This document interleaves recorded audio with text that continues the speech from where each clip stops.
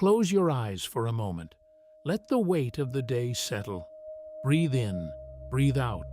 And now, picture yourself floating, not in a bed, but in the vast, quiet emptiness between the stars. There is no sound here, no wind, no traffic. Only the slow, ancient drift of light across unimaginable distances. Tonight, we are going to wander through the universe together, not to solve its mysteries, but simply to rest in them. These are not facts to excite the mind. They are truths to soothe it. Each one is a reminder that we are part of something larger, older, and far more peaceful than we often realize.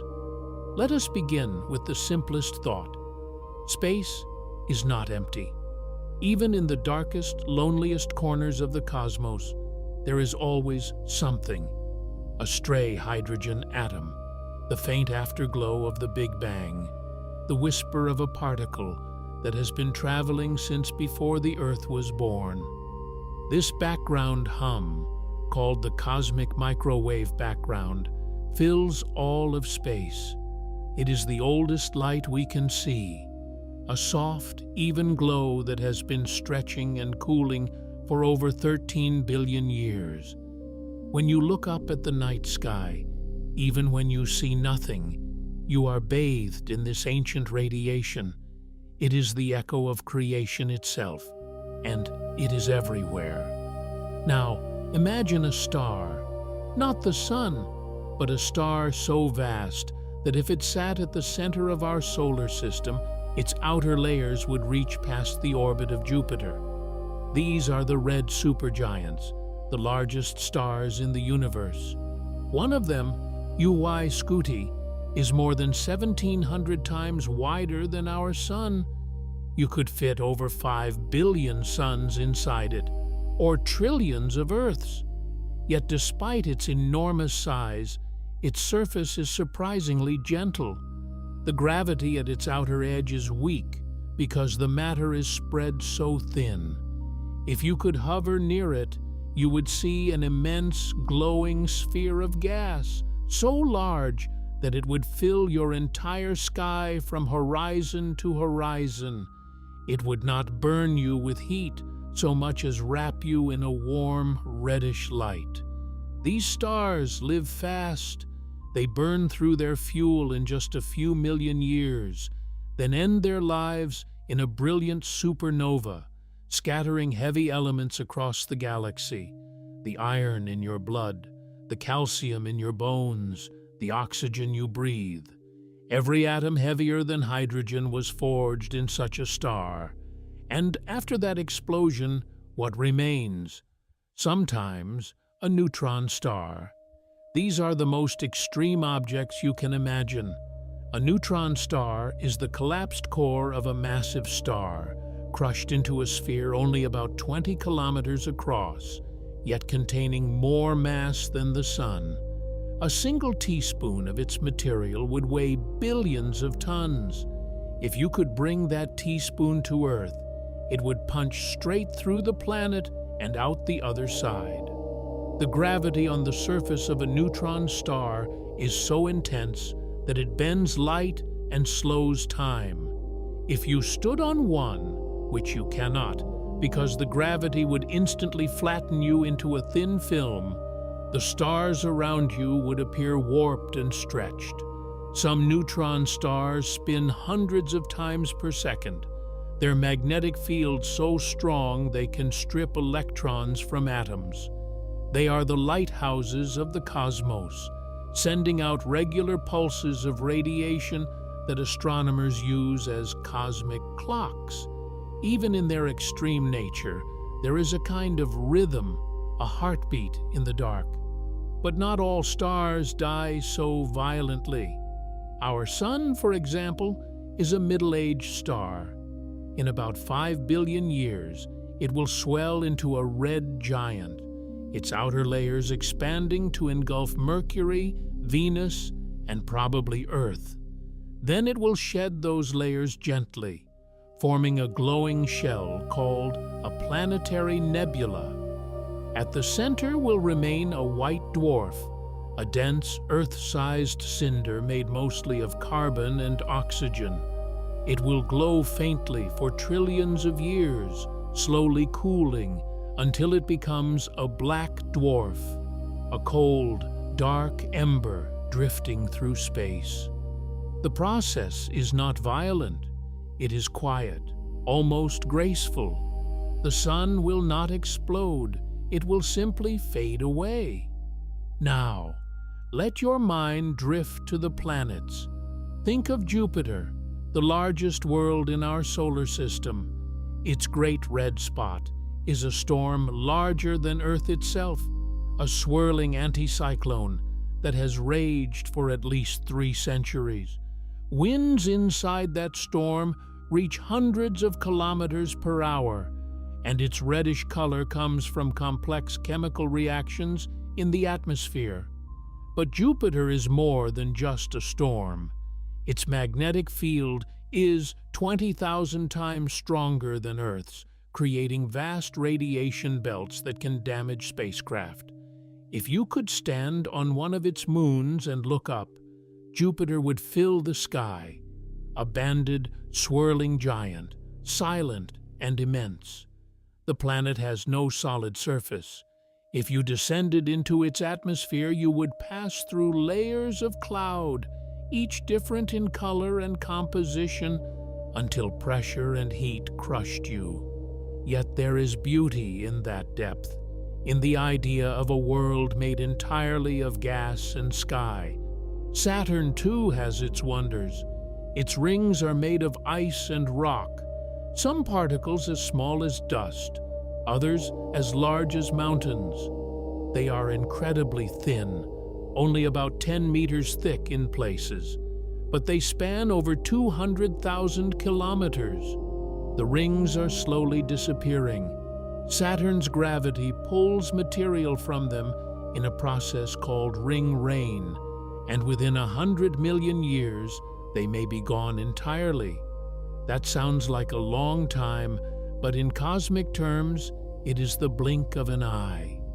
For now, though, they remain one of the most beautiful sights in the solar system, a silent halo of ice reflecting the light of a distant sun.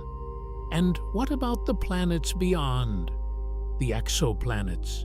We have discovered thousands of them, and each one tells a different story. Some are hot Jupiters, gas giants orbiting so close to their stars that their atmospheres glow red hot.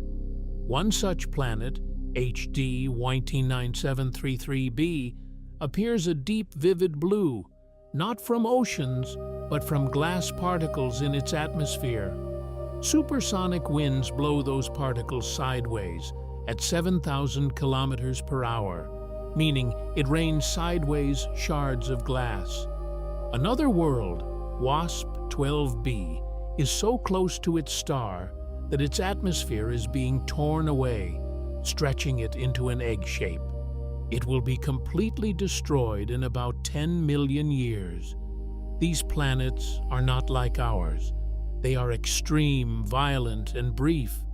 But from a distance, they are simply points of light, each with its own quiet fate. Consider the moons of our solar system. Europa, orbiting Jupiter, has a frozen crust of ice. Beneath that ice, scientists believe there is a global ocean of liquid water kept warm by tidal heating. The ocean may contain more water than all of Earth's seas combined. And where there is water, there may be life. Simple organisms living in the dark near hydrothermal vents. Enceladus, a moon of Saturn, shoots plumes of water vapor and organic molecules into space.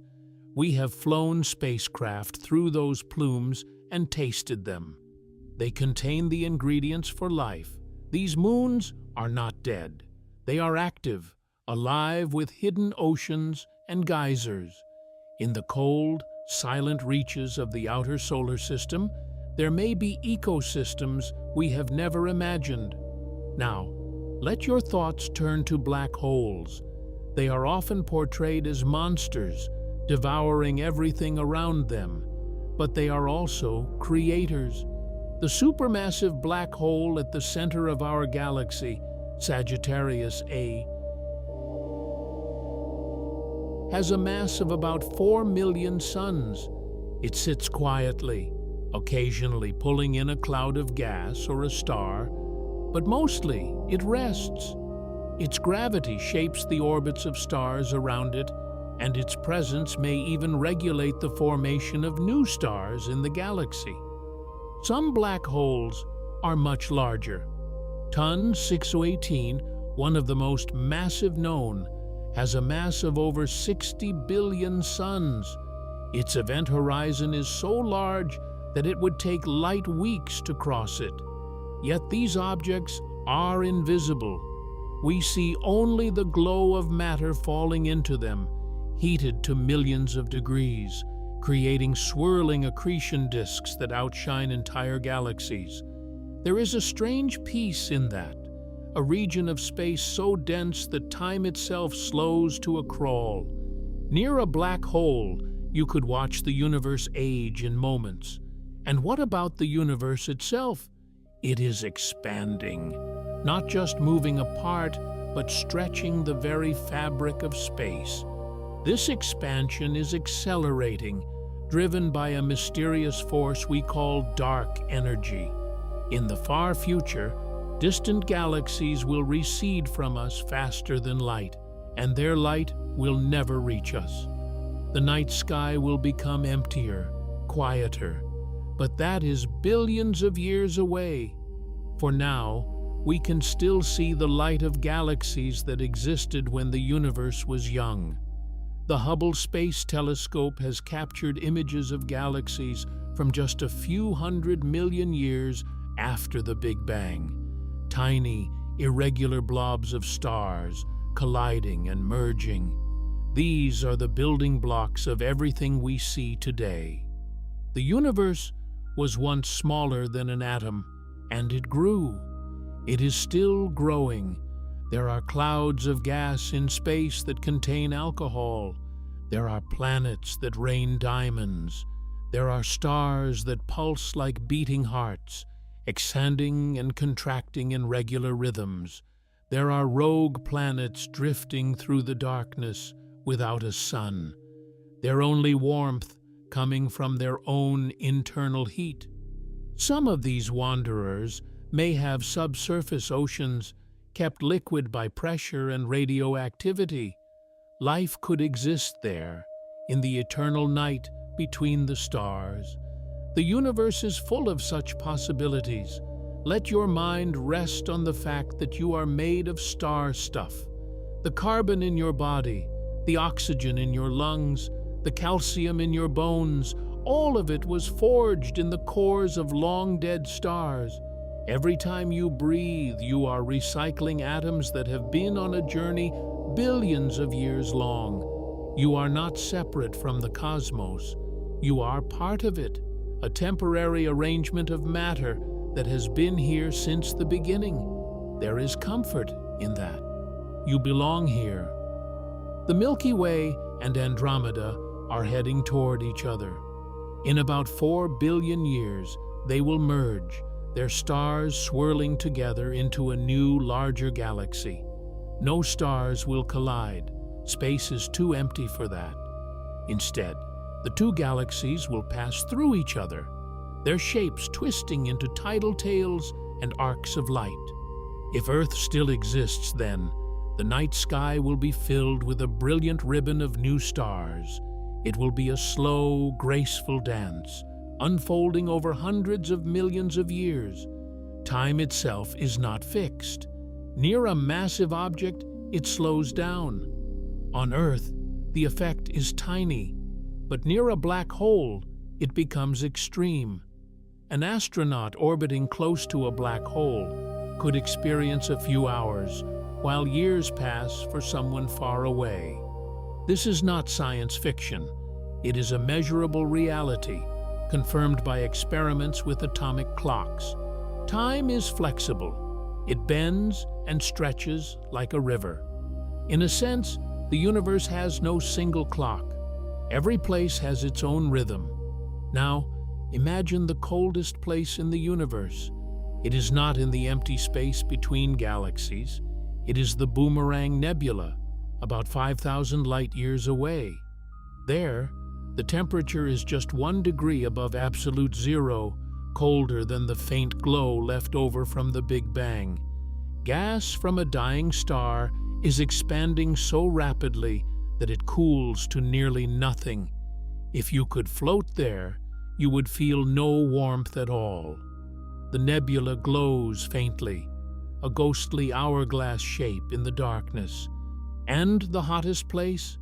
The core of a massive star, where temperatures reach billions of degrees, or the accretion disk of a black hole, where matter is heated to millions of degrees by friction and gravity. These extremes are part of the universe's character. It is a place of contrasts, fire and ice, light and shadow, life and silence.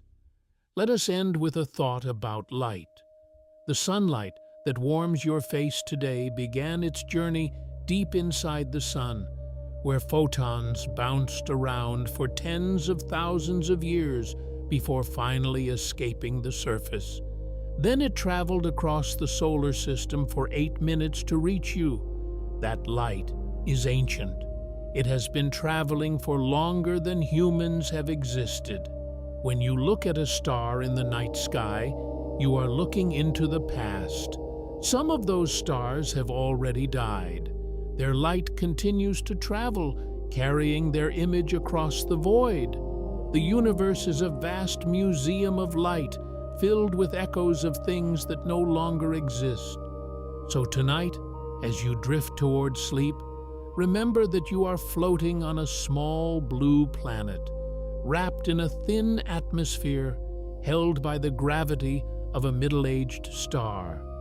Around you, galaxies spin, black holes hum, and neutrinos pass through your body unnoticed.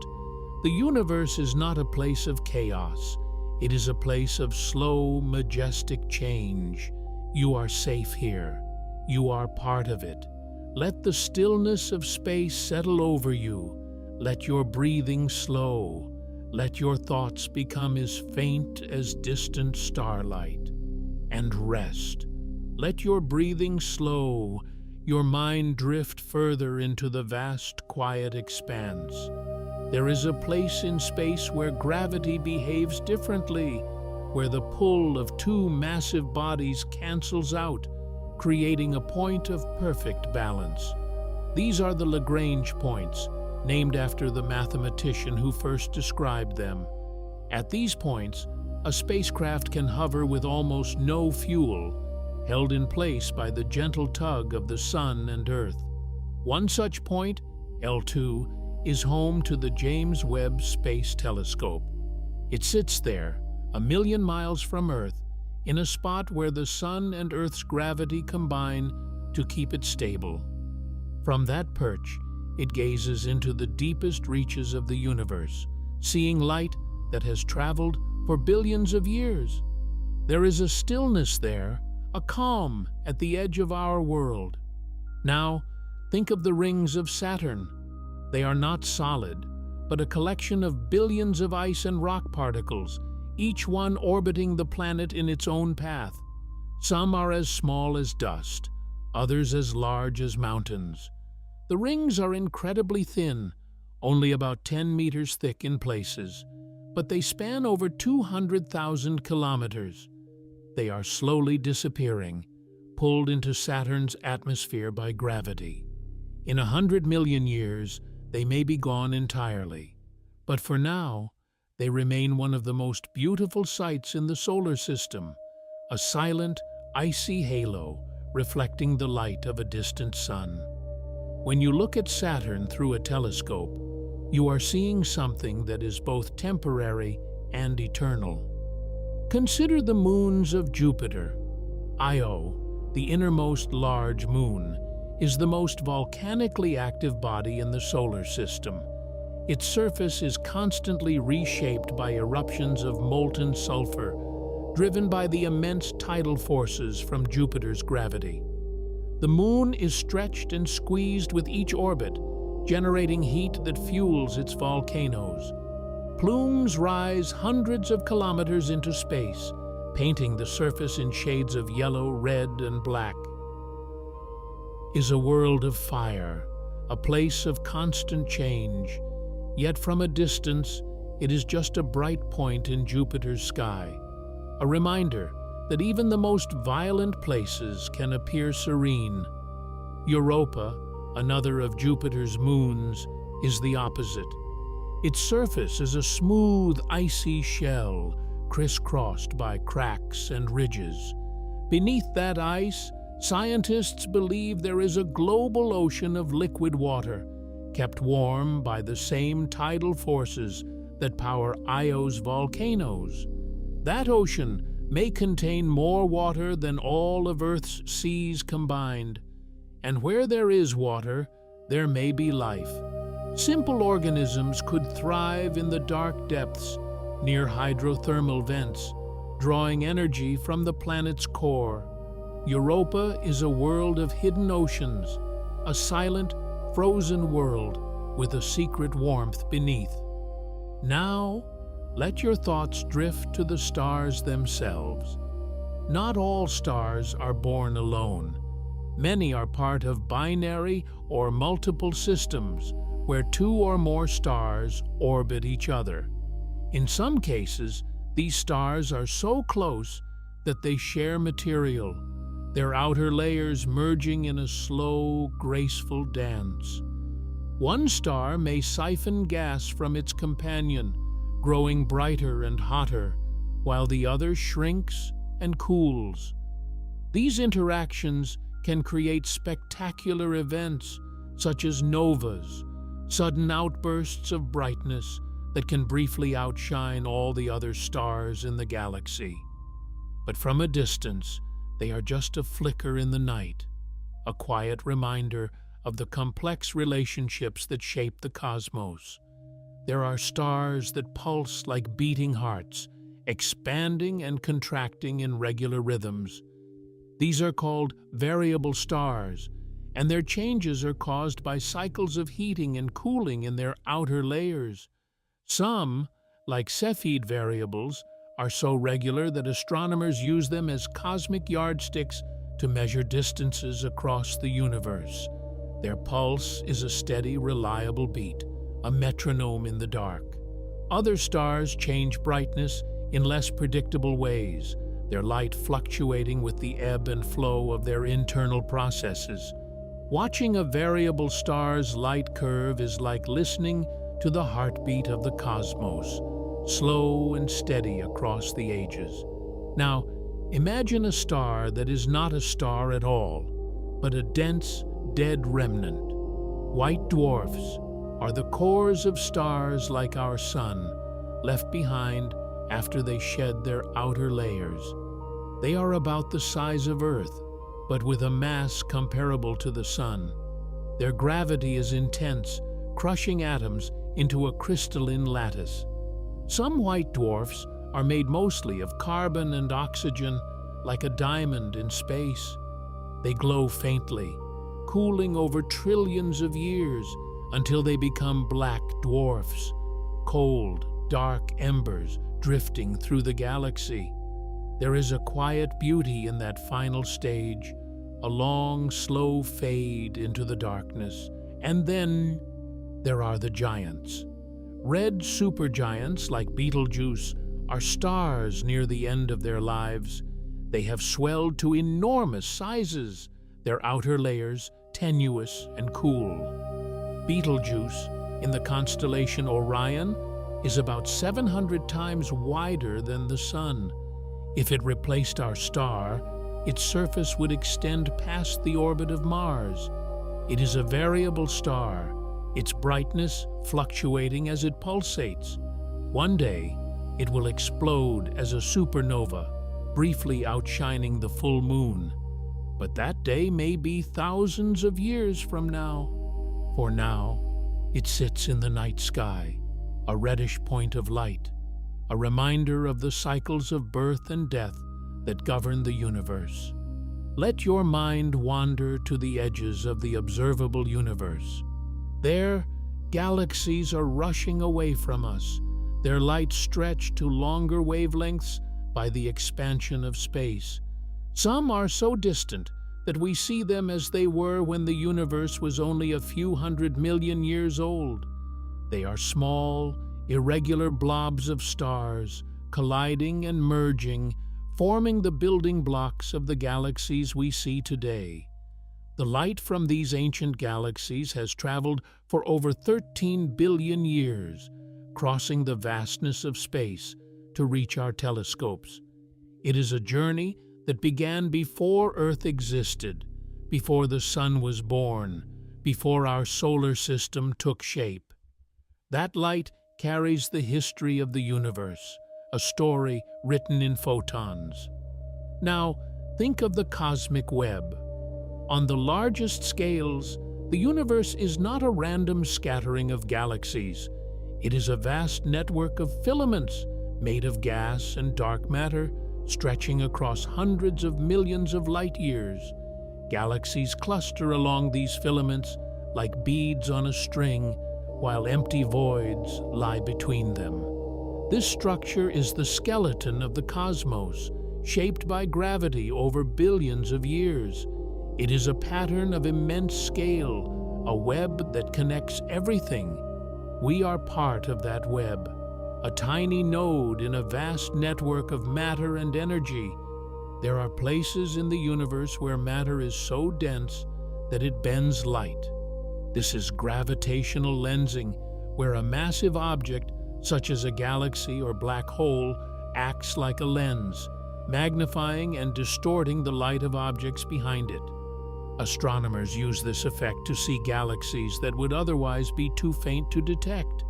The light is bent, stretched into arcs and rings, creating images that are both beautiful and informative.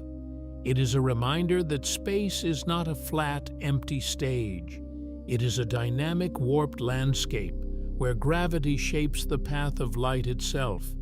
Consider the cosmic microwave background, the faint afterglow of the Big Bang. It fills all of space, a uniform glow of microwave radiation. When you tune a radio to static, about 1% of that static is the echo of the Big Bang. It is the oldest light we can see, a snapshot of the universe when it was just 380,000 years old. The variations in this glow are tiny, but they hold the seeds of all the galaxies and stars we see today.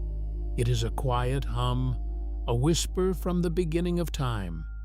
Now, let your thoughts turn to the future.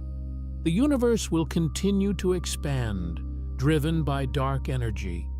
In the far future, galaxies will recede from us faster than light, and their light will never reach us. The night sky will become emptier, quieter. Our own galaxy will merge with Andromeda, forming a new, larger galaxy. Stars will die, and new ones will form. Eventually, all stars will burn out, leaving only white dwarfs, neutron stars, and black holes. The universe will grow cold and dark, but that is billions of years away. For now, there is still light, still warmth, still life. And so, as you drift toward sleep, remember that you are part of this vast, unfolding story. The atoms in your body were forged in stars. The light that touches your eyes has traveled across the universe. You are not separate from the cosmos. You are a temporary arrangement of matter, a brief spark in the darkness, but that spark is real. It is precious. Let the stillness of space settle over you. Let your breathing slow. Let your thoughts become as faint as distant starlight, and rest. There is no hurry. The universe will wait. Sleep well, and good night. The night sky holds more than meets the eye. Beyond the visible stars, there are clouds of gas and dust so vast that they dwarf entire galaxies. The Orion Nebula, for example, is a stellar nursery where new stars are born from collapsing gas. It spans about 24 light-years across and is one of the brightest nebulae visible from Earth.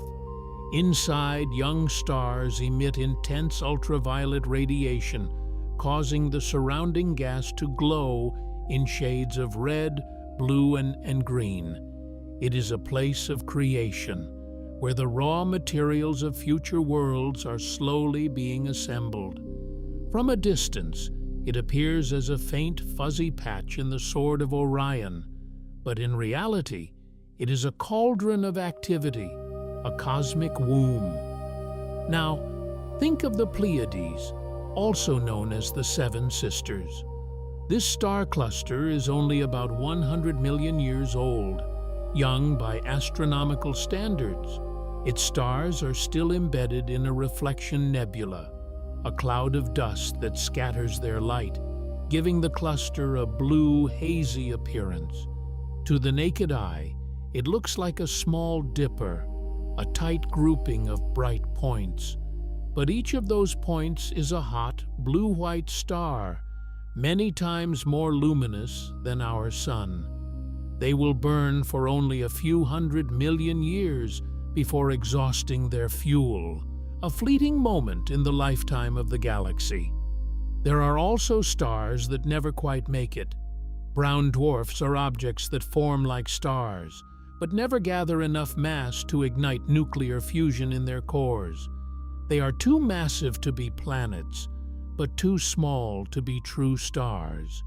They glow faintly in infrared, radiating the heat of their formation for billions of years. They drift through the galaxy, dim and cool, a bridge between the worlds of planets and stars. Some have been found with their own systems of orbiting worlds, miniature solar systems in the dark. Consider the vastness of the Milky Way. Our galaxy is a barred spiral, about 100,000 light-years across. It contains between 100 and 400 billion stars. The Sun is located about 26,000 light-years from the galactic center, in a minor spiral arm called the Orion Arm. From our position, we see the Milky Way as a band of light stretching across the sky, a river of stars that has inspired wonder for millennia. But most of the galaxy is hidden from view, obscured by dust and gas. Only with infrared telescopes can we peer through the veil and see the dense, crowded core, where stars orbit a supermassive black hole. That black hole, called Sagittarius A, has a mass of about 4 million suns.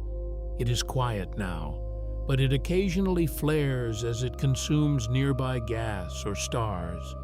In the distant past, it may have been an active galactic nucleus, blasting jets of energy across the galaxy. Today, it sits at the center, a silent anchor around which the entire galaxy rotates. Its gravity holds the stars of the galactic core in tight orbits, some of which race around it at a fraction of the speed of light. It is a reminder that even the darkest objects can shape the fate of millions of stars. Now, let your mind drift to the edge of our solar system. Beyond Neptune lies the Kuiper Belt, a region of icy bodies left over from the formation of the planets. Pluto is the most famous of these, but there are many more, some as large as dwarf planets, others mere comets. Further out, the Oort cloud is a spherical shell of trillions of icy objects extending nearly a light-year from the Sun. It is the source of long-period comets, which occasionally fall into the inner solar system, their icy surfaces vaporizing to form spectacular tails. These distant realms are cold and dark, their inhabitants moving slowly, orbiting the Sun once every millions of years. They are the frozen remnants of the solar system's birth. And beyond the Oort cloud, the influence of the Sun fades. The solar wind gives way to the interstellar medium, where the material from other stars mingles with our own. Voyager 1 and 2 have crossed this boundary, becoming humanity's first interstellar probes. They carry golden records, messages in a bottle for any civilization that might find them. Their journeys will continue for billions of years, long after the sun has died and Earth has been consumed. They are our ambassadors to the cosmos, silent travelers in the dark. There is a deep silence in space. Sound cannot travel in a vacuum, so the universe is mostly quiet. But there are vibrations, gravitational waves that ripple through space-time, carrying the echo of cataclysmic events.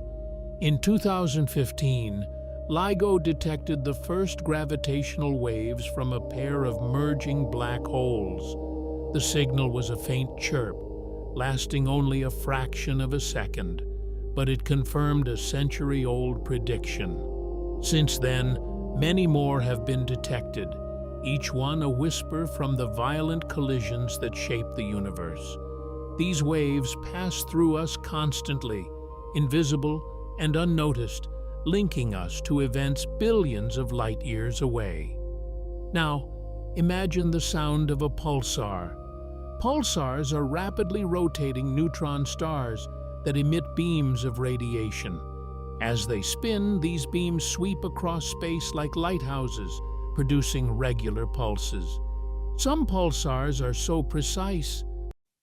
Imagine a particle so elusive that trillions pass through you every second but leave no trace. A particle born in the fiery hearts of stars, in the cataclysmic collapse of supernovae, or perhaps in the first moments of the universe itself. These are neutrinos, tiny messengers from space, carrying secrets that could rewrite the laws of physics. But why are they so hard to detect? And what secrets can they reveal if we finally learn to listen to their whispers? Diving into the realm of these ghostly particles, we go where the known meets the unknown, and where the smallest particles hold the key to the biggest questions.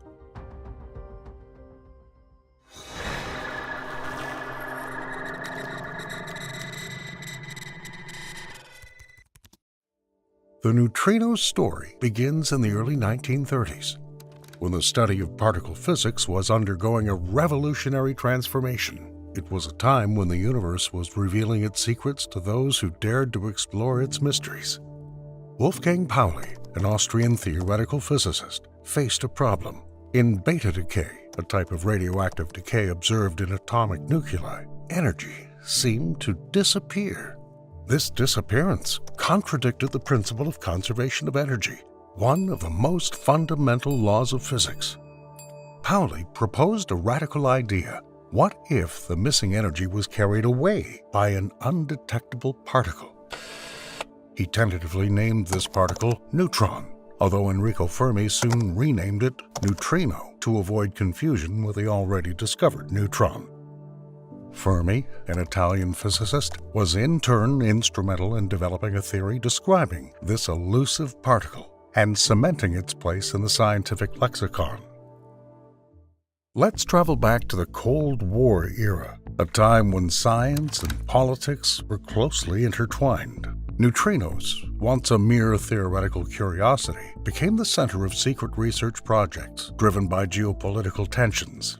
The rivalry between the United States and the Soviet Union was not just about military might. It extended to the realm of science, where both sides sought breakthroughs that could give them an advantage. One such story is that of Bruno Pontecorvo, an Italian physicist who fled to the Soviet Union amid growing political tensions in the West. Pontecorvo had been heavily involved in neutrino research, and his defection caused a stir in both intelligence services and scientific circles. His departure led many to wonder if crucial information had been compromised, illustrating the distrust and anxiety of the Cold War era, and the extent to which neutrino research had become the subject of international intrigue. This period was marked by secret experiments, some conducted deep underground in abandoned mines or remote locations, where scientists were trying to catch these ghostly particles. Neutrinos, while among the most common particles in the universe, are also among the most elusive.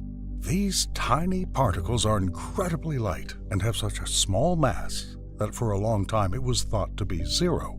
Unlike other fundamental particles, neutrinos interact only through the weak nuclear force and gravity, making them extremely difficult to detect. They pass through ordinary matter as if it were not there. Trillions are passing through you right now, completely undetected. 3 types or flavors of neutrinos are known: electron, muon, and tau neutrinos. Each is associated with a corresponding charged particle: electron, muon, and tau. But what makes neutrinos truly fascinating is their ability to oscillate between these flavors. This phenomenon, known as neutrino oscillation, was a revolutionary discovery because it suggested that neutrinos have mass, a fact not accounted for in the original Standard Model of particle physics. Neutrino oscillation occurs because neutrinos exist in a quantum superposition of different mass states. When a neutrino travels through space, it can move between these mass states, resulting in a change in flavor. This discovery not only won the 2015 Nobel Prize in Physics, but also pointed out gaps in the Standard Model, changing our understanding of fundamental physics. Neutrinos are also key players in some of the most dramatic processes in the universe. At the heart of a star, nuclear reactions generate huge numbers of neutrinos, which then leave the star almost instantaneously, taking energy with them. Neutrinos are the first particles to fly out of a dying star, signaling the start of a supernova. These particles provide crucial information about the processes taking place in the core, long before the light can escape. When a massive star reaches the end of its life cycle, its core collapses, leading to a supernova explosion.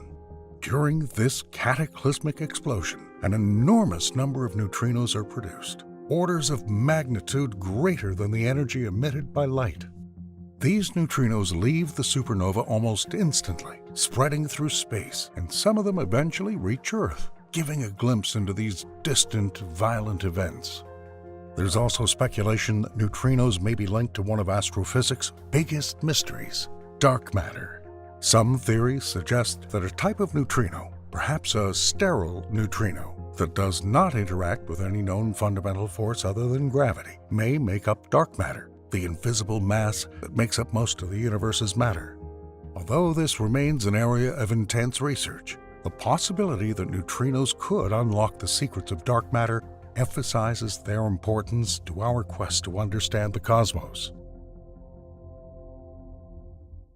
So the hunt for high-energy neutrinos has taken scientists to some of the most extreme places on Earth.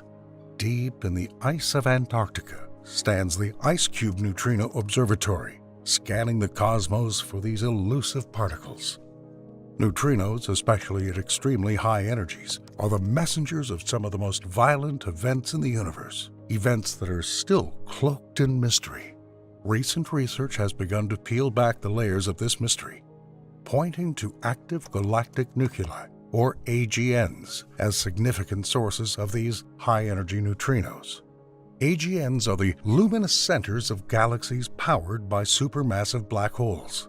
When matter falls into these black holes, it releases huge amounts of energy, often forming jets of high-speed particles. However, recent discoveries show that these jets may not be the only source of neutrinos. In 2022, the galaxy NGC 1068 was identified as a likely source of high-energy neutrinos, a discovery that surprised many in the scientific community. The neutrinos were traced to the galaxy's core, where a supermassive black hole is hidden behind thick layers of dust and gas. This discovery disproved the popular belief that such neutrinos can only be emitted by galaxies with bright jets, such as blazars.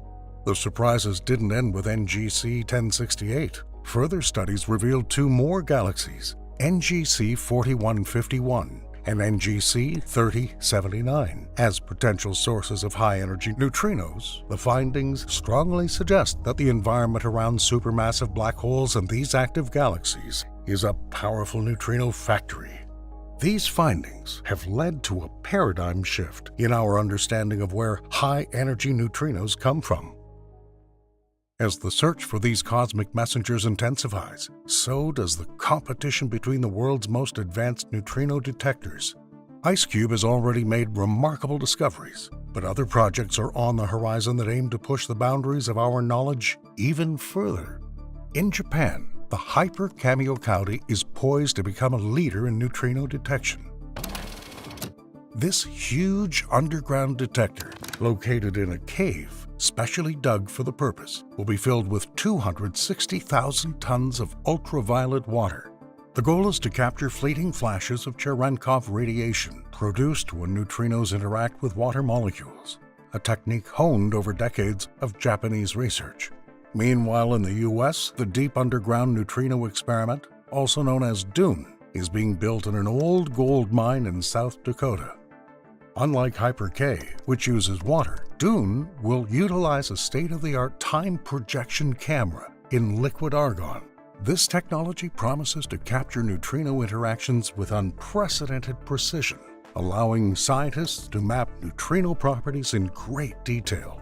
Although both the Hyper Kamiokande and DUNE share the common goal of solving the mysteries of neutrinos, their approaches differ significantly. Hyper-K is based on proven technologies and aims at mass data collection. DUNE, on the other hand, relies on innovative technologies that can reveal new aspects of neutrino behavior. The stakes are high. Both projects seek to answer fundamental questions about the universe, such as the origin of matter itself. One of the key areas of research will be a phenomenon known as charge parity violation, which may explain why the universe is composed mainly of matter rather than antimatter. Charge parity violation, CP violation, could be the key to solving this cosmic mystery, and Hyper-K and DUNE are designed to find it. By comparing the oscillations of neutrinos and their antimatter, antineutrinos, as they pass through space, these detectors can show whether there's a fundamental difference in the behavior of matter and antimatter. But the race to find CP violation is also a race against time. Hyper Kamiokande is expected to begin collecting data as early as 2027, which could give it an edge over DUNE, which is not expected to be fully operational until the early 2030s. The competition between these two experiments could determine the future of neutrino physics for decades to come. The Standard Model of particle physics has long been considered one of the most successful theories in science, providing a framework for describing the fundamental particles and forces that make up the universe. However, even this robust model has its limitations, and nowhere is this more apparent than in the study of neutrinos. These elusive particles, which have almost no interaction with other matter, have properties that push the boundaries of our understanding. One of the most serious challenges to the Standard Model comes from the discovery that neutrinos have mass. According to the original scheme, neutrinos were thought to be massless, but the observation of neutrino oscillation, when neutrinos change from one type to another, proved otherwise. This discovery alone was enough to shake the foundations of the Standard Model. But that was not all. The consequences of the appearance of neutrino mass go beyond a simple revision of the model. They suggest the possible existence of a new type of neutrino, the sterile neutrino. Now, we've already mentioned this in passing, but here's the gist of it. Unlike the three known types of neutrinos, electron, muon, and tau, which interact through the weak nuclear force, sterile neutrinos interact only through gravity. This makes them even more difficult to detect, but their existence may well explain several mysteries in physics. If sterile neutrinos are shown to exist, they'd not only call into question the completeness of the Standard Model, but would open the door to entirely new physics. This would require extending the model to include these new particles, potentially leading to a more unified theory of the fundamental forces. Neutrinos may also provide clues to another profound mystery. the scarcity of antimatter in the universe. According to current theories, the Big Bang should have produced equal amounts of matter and antimatter. But today we observe a universe in which matter predominates and antimatter is rare. This imbalance is one of the great mysteries of cosmology. One theory suggests that neutrinos and their antimatter, antineutrinos, may behave differently. If neutrinos do break this symmetry, this could later explain why there is more matter than antimatter left after the Big Bang.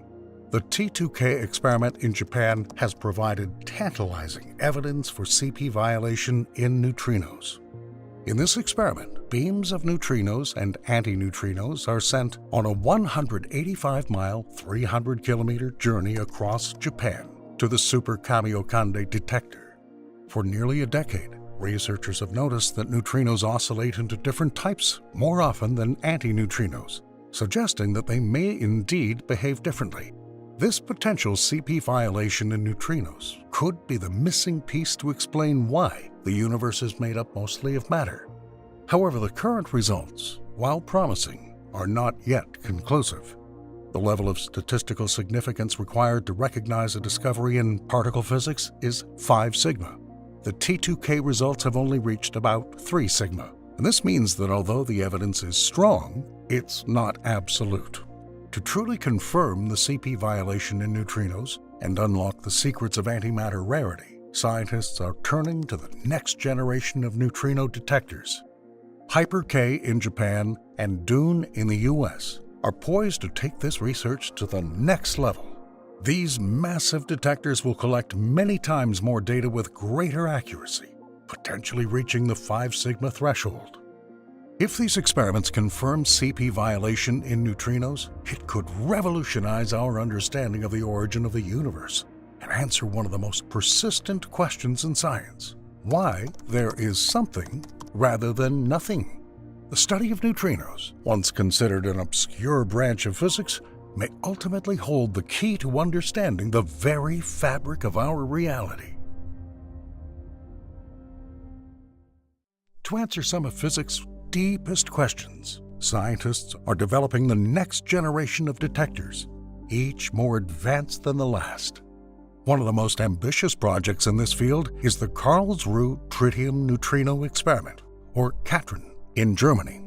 The CATRIN project has one goal: to measure the mass of neutrinos. The experiment aims to observe the beta decay of tritium, a radioactive isotope of hydrogen, to determine the tiny neutrino mass. By analyzing the energy of the electrons emitted in this decay, CATRIN aims to set an upper limit on the neutrino mass, pushing the boundaries of discernibility. CATRIN has already made significant progress, setting an upper limit on the neutrino mass of 0.8 electron volts with sensitivity down to 0.2 electron volts. However, this may not be sufficient to determine the true neutrino mass, which may be even smaller. This realization has sparked a global effort to develop alternative methods and experiments that could surpass the capabilities of CATRIN. Among these alternative approaches is the use of holmium-163 in electron capture experiments. Unlike tritium, holmium-163 decays via electron capture when an electron is absorbed by the nucleus, resulting in the emission of a neutrino and a photon. This releases a minuscule amount of heat that can be detected by extremely sensitive equipment. Experiments with holmium-163 have already demonstrated highly accurate energy measurements, and physicists aim to increase their sensitivity by an order of magnitude. Another promising direction is the Project 8 experiment, which uses a magnetic bottle to capture electrons from beta decay in gaseous tritium. By analyzing the radio waves emitted by these captured electrons, researchers can obtain precise measurements of their energies. Project 8 aims to achieve a sensitivity of up to 0.04 eV, which could surpass the limit set by cosmological studies and provide crucial data on the true mass of neutrinos. The quest to understand neutrinos is not confined to one country or continent. It's truly a global endeavor. The challenges posed by these elusive particles have brought together scientists from around the world, fostering collaboration across borders. as we await the first signals from Japan's Hyper-K, which is already taking shape in a newly dug cave, and await news from Dune, nestled deep in an old South Dakota gold mine. The next chapter in our understanding of the universe is just beginning. Stay tuned as we journey through the frontiers of science, making one discovery at a time.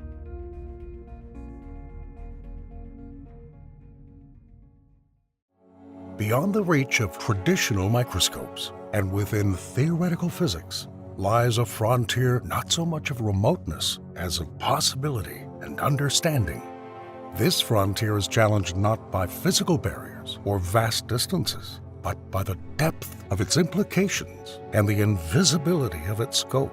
Welcome to the quantum realm, where the building blocks of technology and reality behave quite differently from anything we have encountered in our macroscopic world.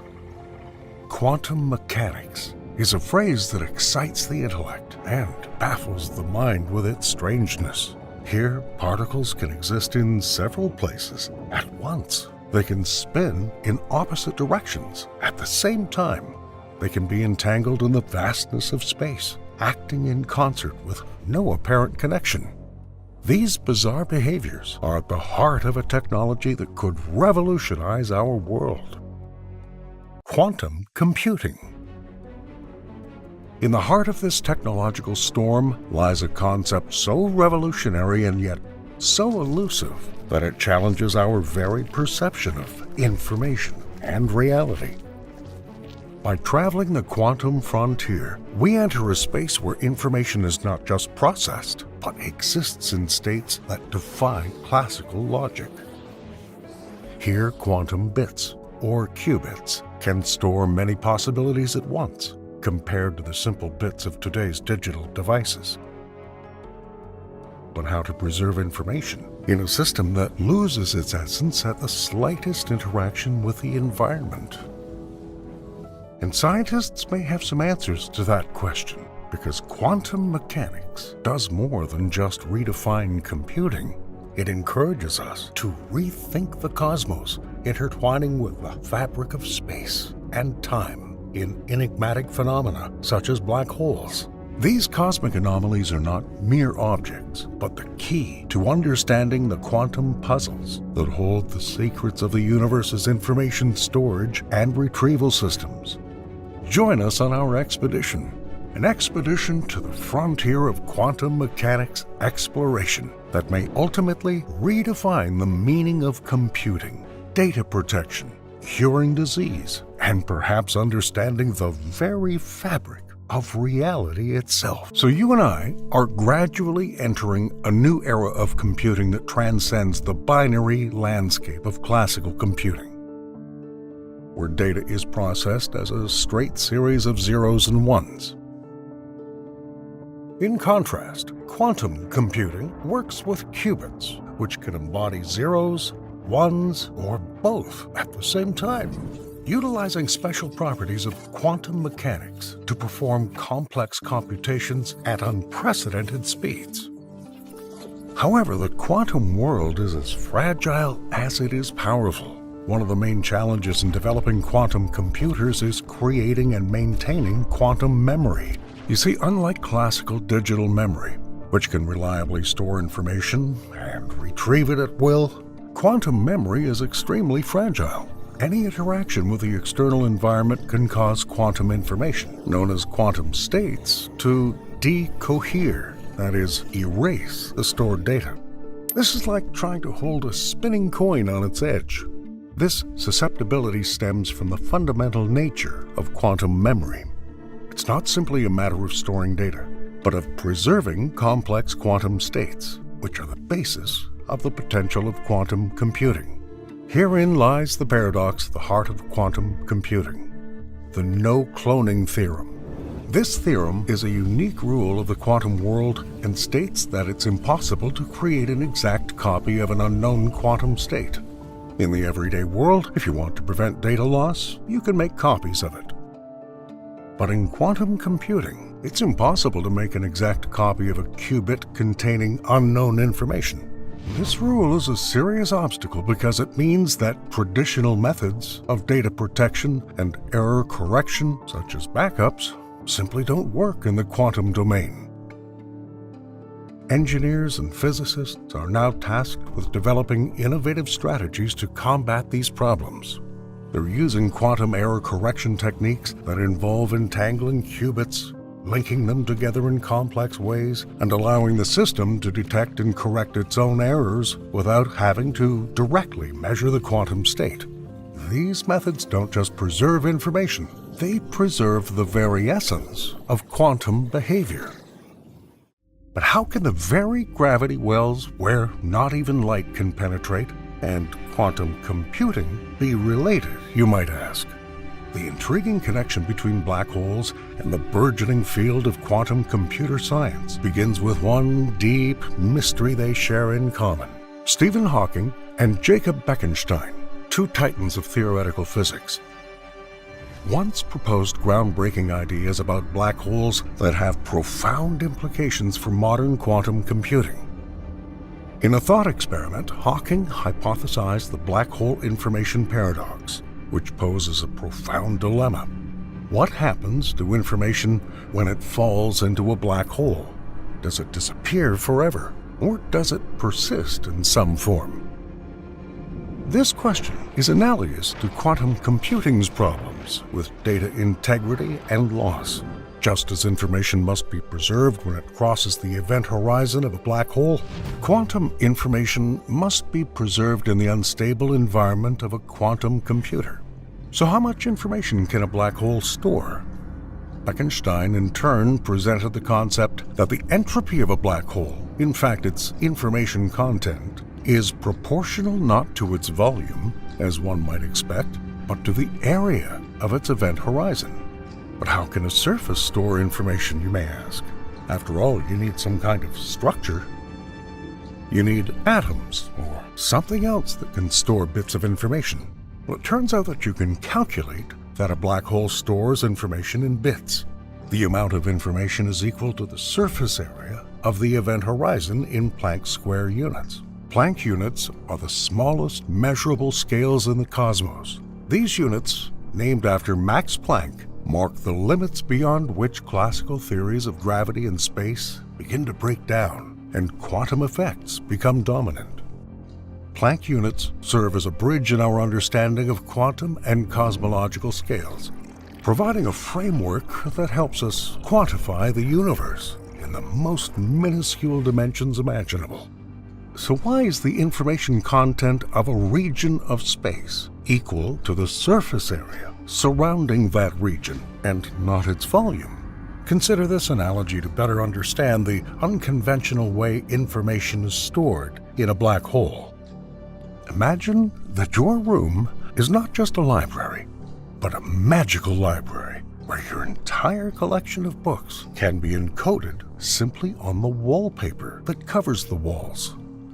Here, instead of measuring the volume of the room to determine how much it can hold, we look at the surface area of the walls. This radical idea reflects how black holes store information, but not in their vast void, but on their outer surface, at the event horizon. And this leads us to the holographic principle, which may seem like science fiction, but it is a serious scientific theory inspired by the thermodynamics of black holes. A hologram, colloquially speaking, is a flat surface that contains all the data needed to display a three-dimensional image. If you apply this to the universe, a startling possibility arises. Everything you see around you, from your cup of coffee to the stars in the sky, could be a projection of information encoded on a distant two-dimensional surface. The Won-Maldacena model, known as the Anti-de Sitter Conformal Field Theory Correspondence, or ADS-CFT, goes further. It proposes that the type of universe described by Einstein's theory of gravity, negatively curved and seemingly limitless, could be equivalent to a gravity-free quantum field theory defined at the boundary of that space. Essentially, it's as if there were a boundary at the end of the universe that contained a two-dimensional description of all three-dimensional events occurring in it. This revolutionary idea suggests that our understanding of space and time, however intuitive it may seem, may be an emergent phenomena from a deeper, more fundamental reality. The implications for quantum computing are profound. By mimicking the natural holographic data storage observed in black holes, engineers will be able to create quantum systems that are both stable and powerful, capable of performing computations impossible for classical computers. As we move closer to mastering quantum computing, its impact on our future is becoming increasingly clear and promising. This technology doesn't just increase the speed of data processing, it expands our ability to solve problems previously thought unsolvable. Cryptography, medicine, and space exploration are just the beginning. In the field of cryptography, quantum computing is a double-edged sword. On the one hand, they pose a significant threat to existing encryption methods. Traditional security protocols rely on the complexity of factorizing large numbers, for which quantum computers are exceptionally well suited. This capability means that most existing encryption methods can become obsolete over time, leaving data vulnerable, from your personal correspondence to access to your bank account. However, this same ability opens up the potential for quantum cryptography, which can provide a level of security that's fundamentally unbreakable. Quantum key distribution uses the principles of quantum mechanics to create secure communication channels. Unlike traditional keys, any attempt to eavesdrop on quantum keys changes their state, thereby revealing the presence of an attacker. This method could revolutionize the transmission of sensitive information, making our data secure against even the most sophisticated attacks. In medicine, the impact of quantum computing could be revolutionary. The ability to accurately model molecules and biological processes opens new horizons in drug development. Currently, the development of new drugs is a long and expensive process, often taking more than a decade. Quantum computers can significantly speed up this process by predicting the properties of complex molecules and their interactions with the human body more accurately than ever before. One interesting example is the use of quantum computing to develop treatments by modeling the human lung on a chip. This innovative approach, developed by a Swiss startup, uses quantum computing to model human lung cells on a microchip. These cells can be mechanically activated to mimic the behavior of a real lung, allowing researchers to observe how drugs interact with human tissue in real time. Imagine a world in which we can model the human body in minute detail on quantum computers, creating digital twins that doctors can use to test treatments tailored to each patient. This approach could not only speed up the development of new drugs, but also improve their efficacy and safety many times over. It represents a shift towards more personalized medicine, where treatments are optimized for each patient's unique genetic characteristics. Beyond healthcare, quantum computing also promises to revolutionize energy efficiency across sectors. Its ability to solve complex logistical problems and optimize systems can lead to more efficient use of resources. For example, quantum algorithms have already improved cargo movement at the Port of Los Angeles, increasing throughput and reducing energy consumption. Space exploration can also benefit greatly from quantum computing. Navigating vast expanses of space requires processing vast amounts of data for trajectory alignment, system diagnostics, and life support management.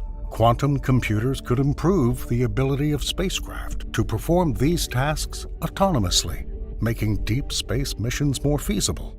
In addition, quantum technologies can improve our ability to predict and understand space weather, protecting astronauts from harmful radiation, and preserving critical satellite infrastructure.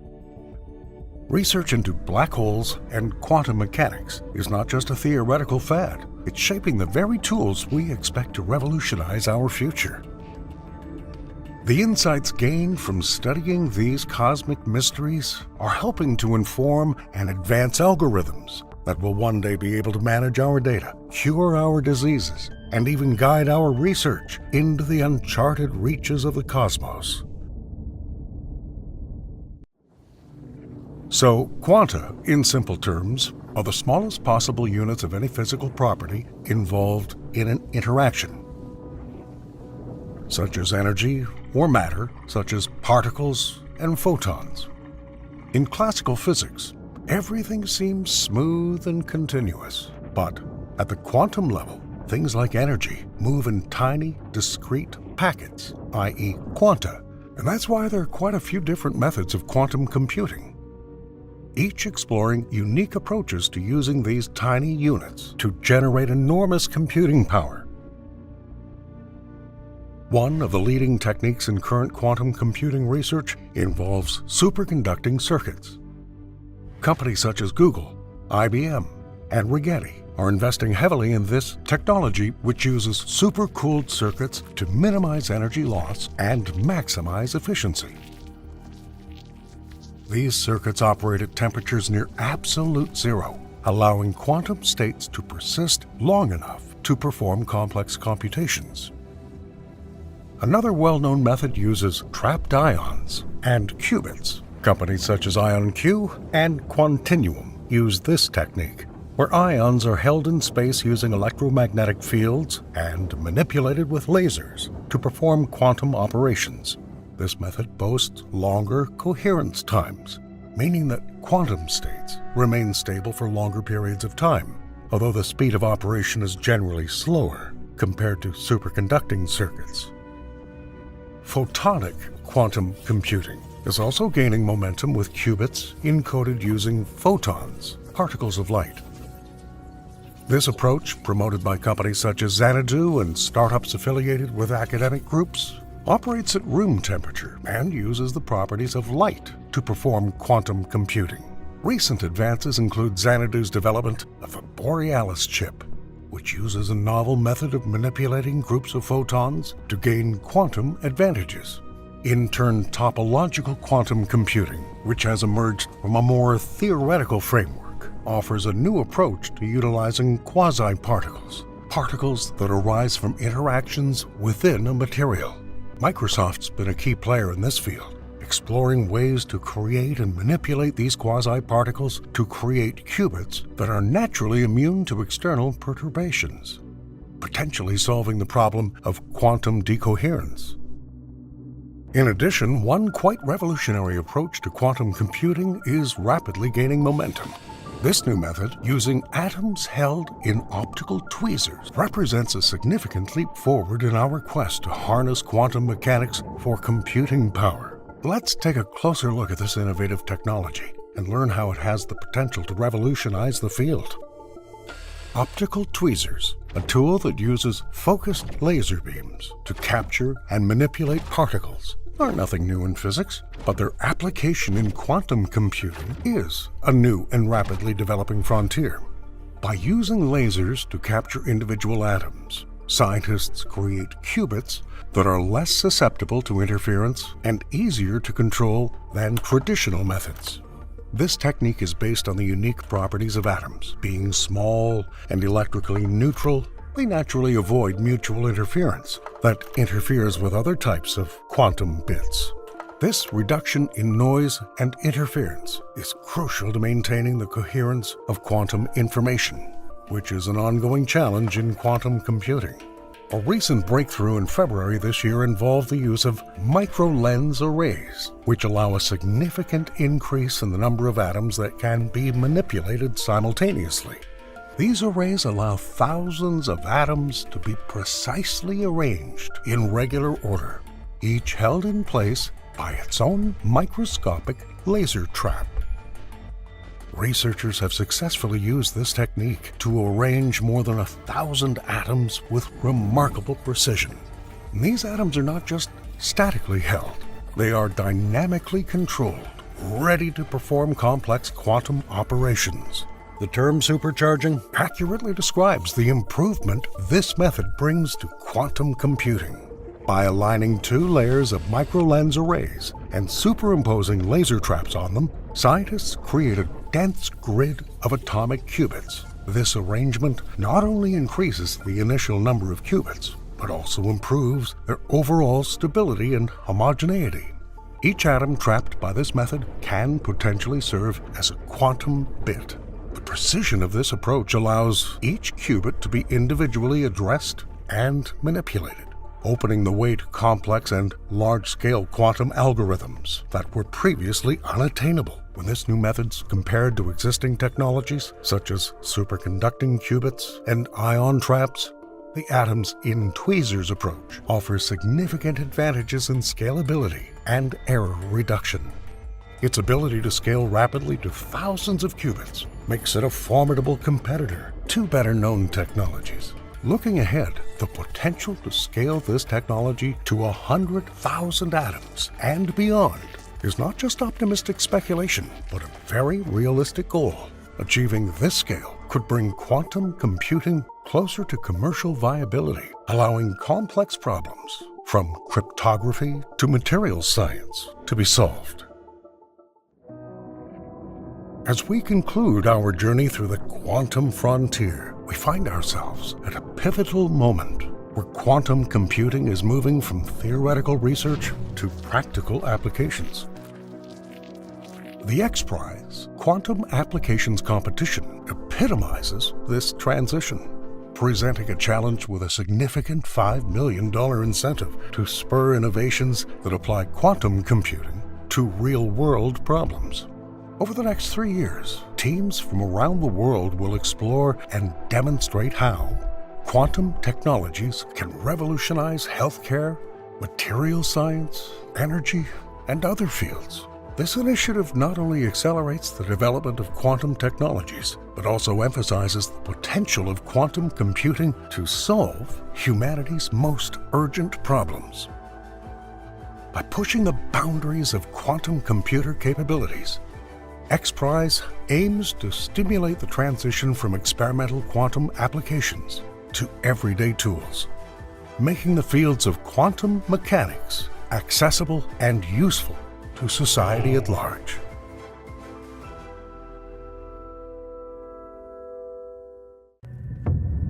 What lies beyond the observable universe?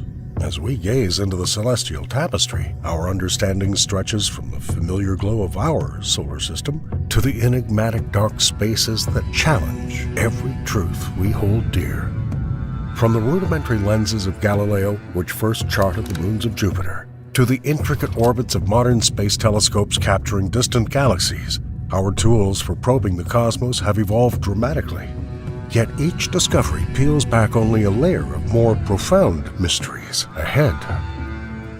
The intriguing presence of dark matter and dark energy suggests that much of the universe is shaped by substances and invisible forces, dictating the speed at which galaxies rotate and the universe expands. But could there be more than our universe? The theory of the multiverse proposes a spectrum of possibilities where different laws of physics may apply. Each discovery, from black holes bending the fabric of space-time to gravitational waves echoing through the cosmos, is a puzzle in understanding the broader cosmic picture. These cosmic phenomena challenge our perceptions and invite us to contemplate the more profound mysteries that define our universe and possibly others. Are we ready to redefine our understanding of the cosmos and accept the boundless realms of the multiverse? This narrative challenges our perceptions and invites us to explore the profound implications of what lies beyond the observable universe. As humankind has plumbed the depths of the universe, it's begun to encounter phenomena that our traditional understanding of physics could not describe. Among them are dark matter and dark energy, components of the cosmos that remain invisible to our telescopes, but profoundly affect the structure and fate of the universe. The mystery of dark matter first arose from the study of the rotation curves of galaxies. According to Newtonian mechanics, stars at the galaxy's outer edges should rotate slower than in the center, like the planets in our solar system. However, observations have shown that this is not the case. Instead, the rotation rate of stars and galaxies remains constant, suggesting that there is an invisible mass exerting an additional gravitational force. This matter, detectable only through its gravitational influence, forms the entire skeleton of the universe. Turning our gaze from the hidden mass inside galaxies, we encountered an even more elusive component: dark energy. This mysterious force drives the universe's accelerating expansion, a phenomenon first detected by the strange behavior of distant supernovae. Instead of slowing down, as one might expect from the gravitational pull of the entire universe's mass, its expansion is accelerating. Among these expansive forces, black holes anchor the cosmic drama. Born from the collapsing cores of massive stars, these gravitational giants warp space-time to the point where even light cannot escape their grip. The first direct image of a black hole's event horizon revealed a universe stranger and more fantastic than we could have imagined. And rather than providing new answers, it only added questions to those already existing. However, the interaction of these cosmic giants is not silent. When black holes merge, they send gravitational waves throughout the universe, rips in space-time that we've only recently begun to detect. Observatories like LIGO and Virgo are capturing these waves, giving us new insights into some of the most violent events in the universe. Gravitational waves have opened a new channel through which we can explore the cosmos, complementing the electromagnetic spectrum that's been our primary window into the universe. By analyzing these waves, scientists can unlock the secrets of black hole masses, rotations, and merger details, enriching our understanding of the fundamental physics that governs the most extreme objects in the universe. But this is only part of humanity's quest to understand the cosmos's cruel mechanisms and find potential cradles for life throughout the universe.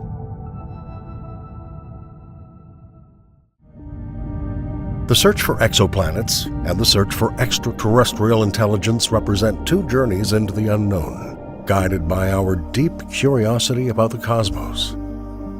The discovery of myriad worlds orbiting stars within our galaxy has opened a new chapter in our understanding of the universe, expanding our horizons beyond our solar system to include many planets with conditions as diverse as those on Earth. Each discovery, from the sultry surfaces of hot Jupiters to the potentially habitable conditions on super-Earths, becomes the basis for a broader story about our place in the universe. With its unprecedented observational capabilities, the James Webb Space Telescope allows us to peer into the atmospheres of these distant worlds, analyze their composition, and look for signs of life. This bridge to the stars is not just about discovering new planets. It's about understanding the conditions that can support life, a question that naturally extends to the search for signals from civilizations beyond our planet. Meanwhile, an initiative known as the Search for Extraterrestrial Intelligence, or SETI, has continued for decades to explore the silent expanse of space, listening for faint whispers of civilizations that may exist in these distant worlds. Use of technologies covering a vast electromagnetic spectrum, SETI's efforts underscore the enormity of our search and the tantalizing possibility that we are not alone. At the heart of SETI's theoretical foundation is the Drake equation. Formulated by astronomer Frank Drake in 1961, the equation offers a way to estimate the number of active, friendly, extraterrestrial civilizations in the Milky Way galaxy. The equation considers factors such as the star formation rate, the fraction of stars with planetary systems, the number of planets on which ecosystems can develop, and the likelihood of intelligent life. The equation highlights the vast number of unknowns in this search, from the fraction of habitable planets with life to technological civilizations' longevity. Nevertheless, searching for the potential for life in space is only the beginning. The deeper we delve into the mysteries of the cosmos, the more our knowledge expands, and the more questions arise. The constant change in our understanding of the cosmos lays the groundwork for considering even more possibilities. The enigmatic phenomena discovered in the course of these investigations, the invisible scaffolding of dark matter, and the pressure of dark energy on the expansion of the universe, provide the basis for considering the multiverse not as science fiction, but as a plausible structure that can explain mysteries that remain beyond our current scientific reach. Our current search, limited to the observable universe and based on our understanding of life on Earth, can only scratch the surface of what's truly possible. Multiverse theory opens up an even more comprehensive range of possibilities, reaching beyond our observable universe into realms where the fundamental laws of physics may be radically different. The Drake equation, which is the basis for our search for extraterrestrial intelligence by estimating the number of friendly civilizations in our galaxy, operates within the physical laws of our universe. However, if we embrace the multiverse theory, the equation may be just one of countless ways to understand the potential for life in a more extensive and diverse multiverse landscape. In general, the multiverse concept pushes the boundaries of our cosmic understanding into new, uncharted territories. It suggests that our universe, as vast and complex as it is, may be only one of a vast number, perhaps an infinite number, of universes existing parallel to our own.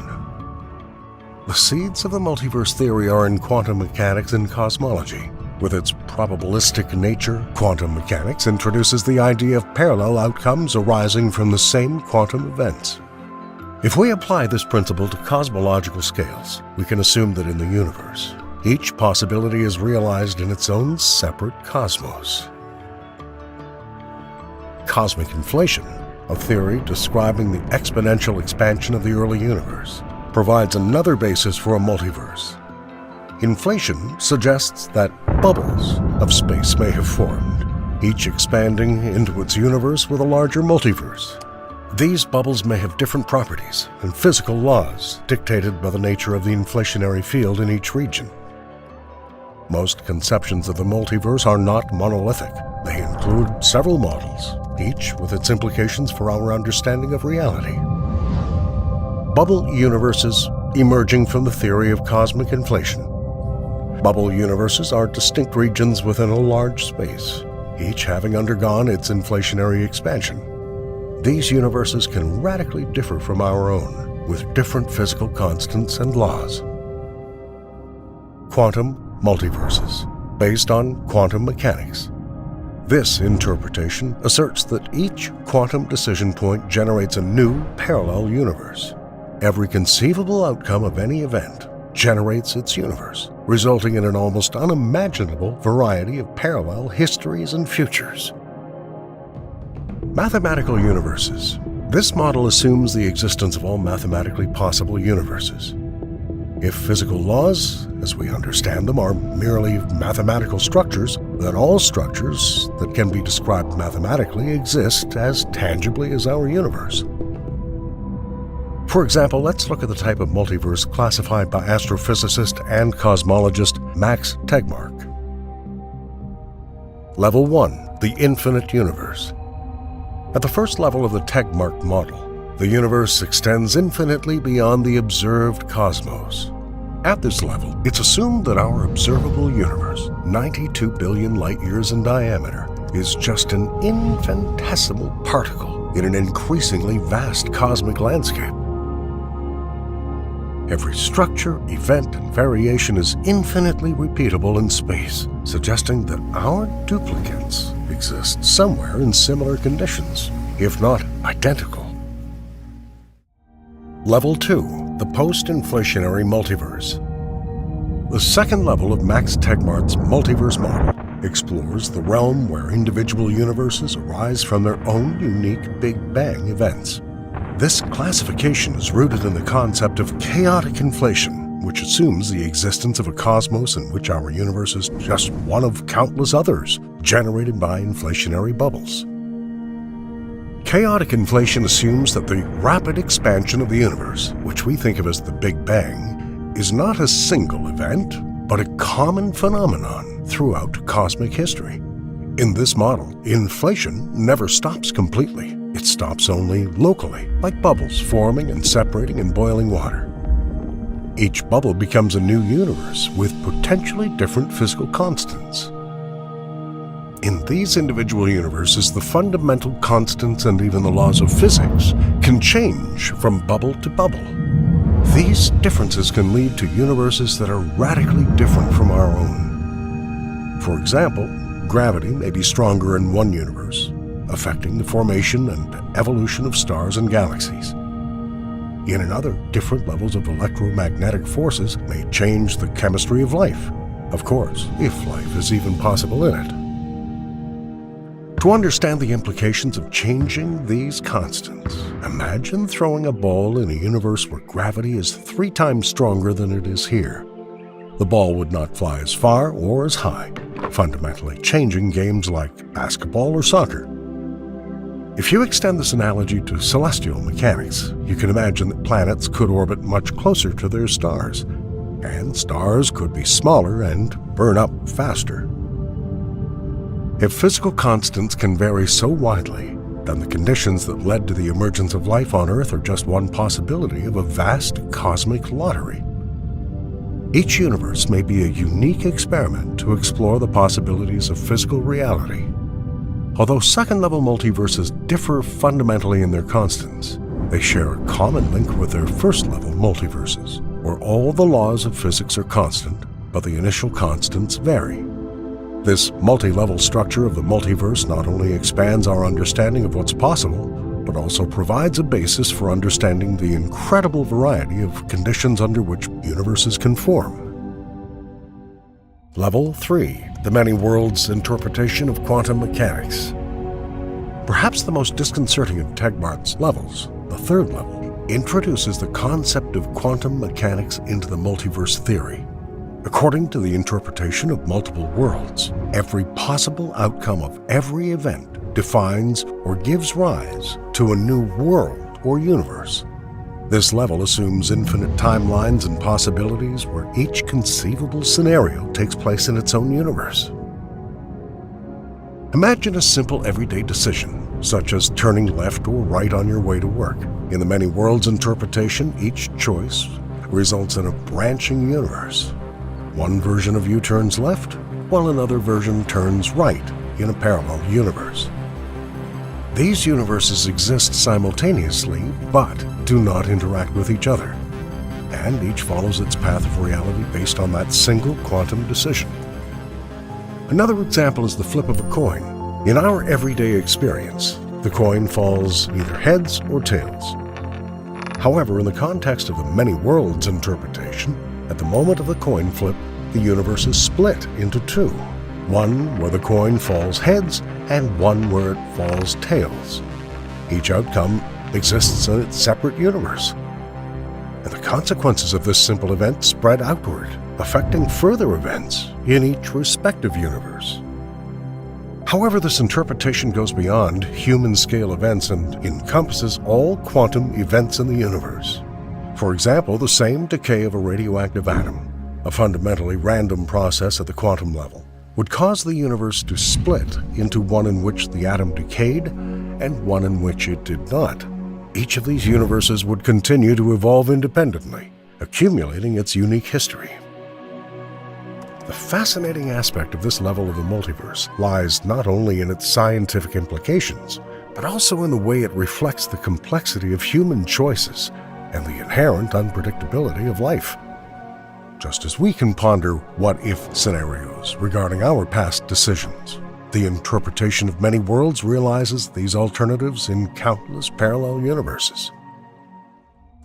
Level 4. Ultimate Ensemble.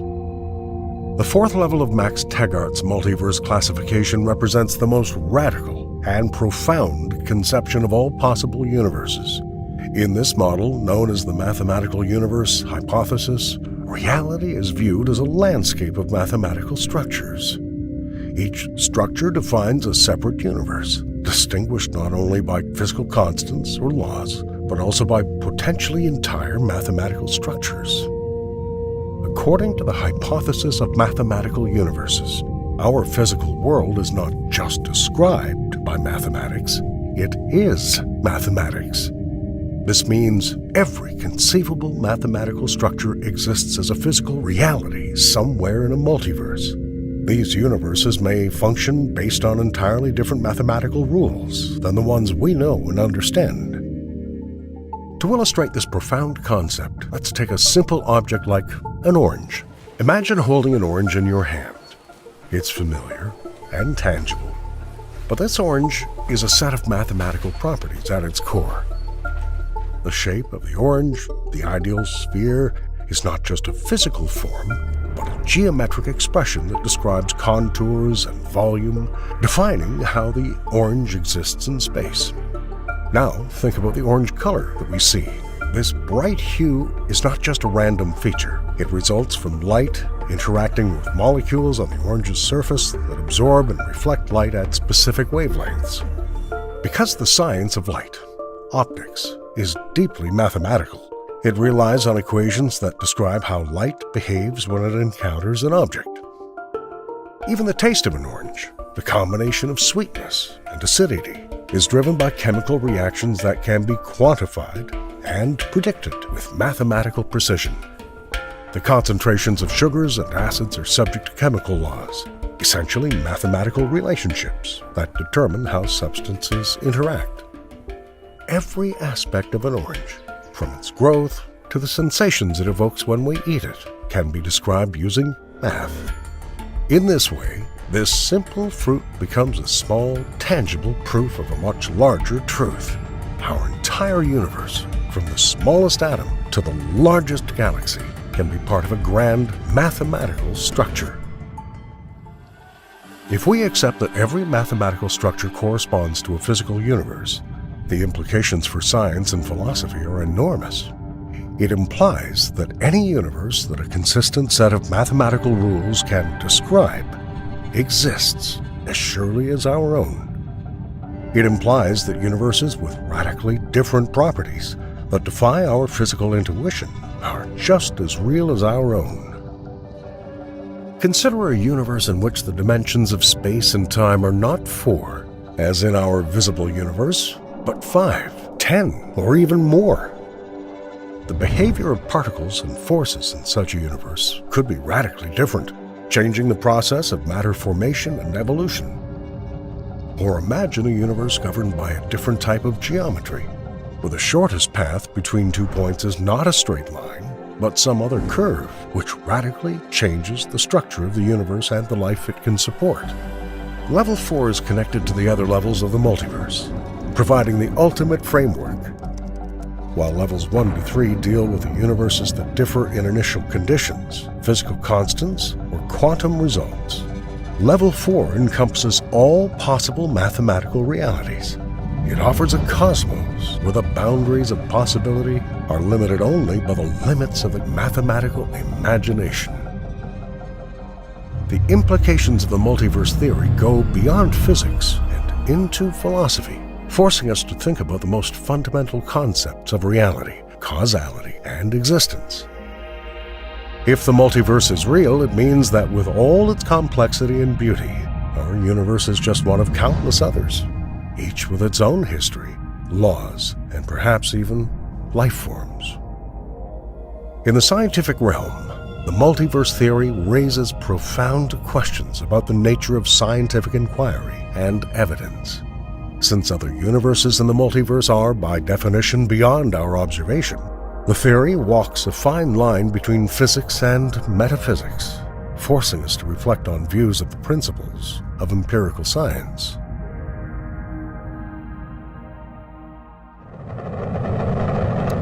That's one small step for man, one giant leap for man. As we ponder the vastness of the universe and the possibility of countless worlds in the multiverse, our quest for space exploration continues to propel us forward.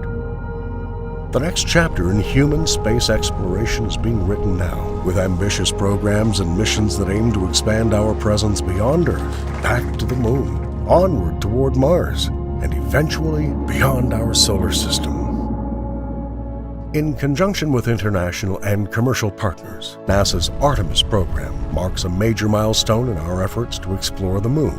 Named after Apollo's twin sister, the Artemis program aims to return humans to the Moon by the mid-2020s, with the lofty goal of a sustained human presence there by decade's end.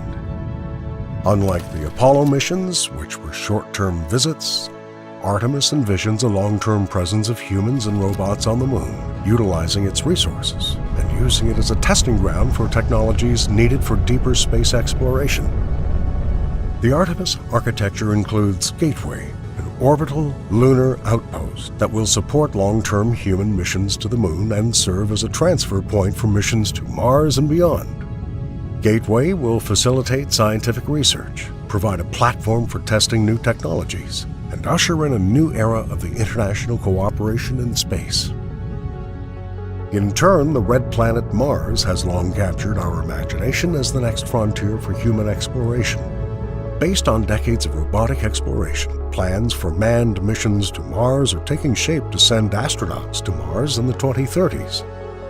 These missions will require improvements in life support, propulsion, and habitat technologies, and a better understanding of the psychological and physiological effects of long-duration space travel. Human missions to Mars will aim not only to answer fundamental questions about the planet's history and geology, but also to search for signs of past life, test the possibility of existence on Martian soil, and lay the groundwork for future colonization. While the Moon and Mars are within our reach, the ultimate challenge is interstellar travel, expeditions to other star systems.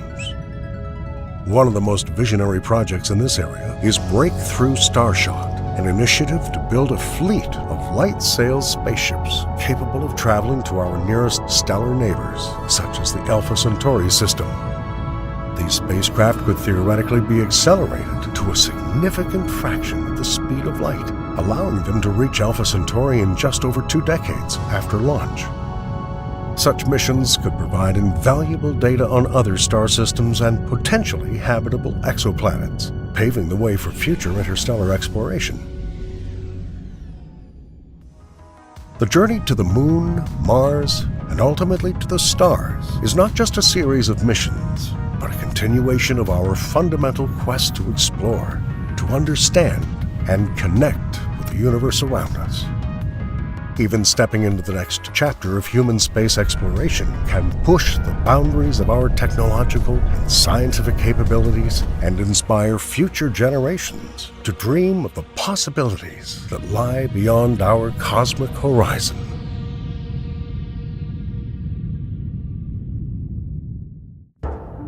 What if the relentless forward march of time, the ticking of seconds, the changing of seasons, the aging of our bodies, is nothing more than a grand illusion? What if the past, present, and future, the cornerstones of our existence, don't truly exist in the way we believe?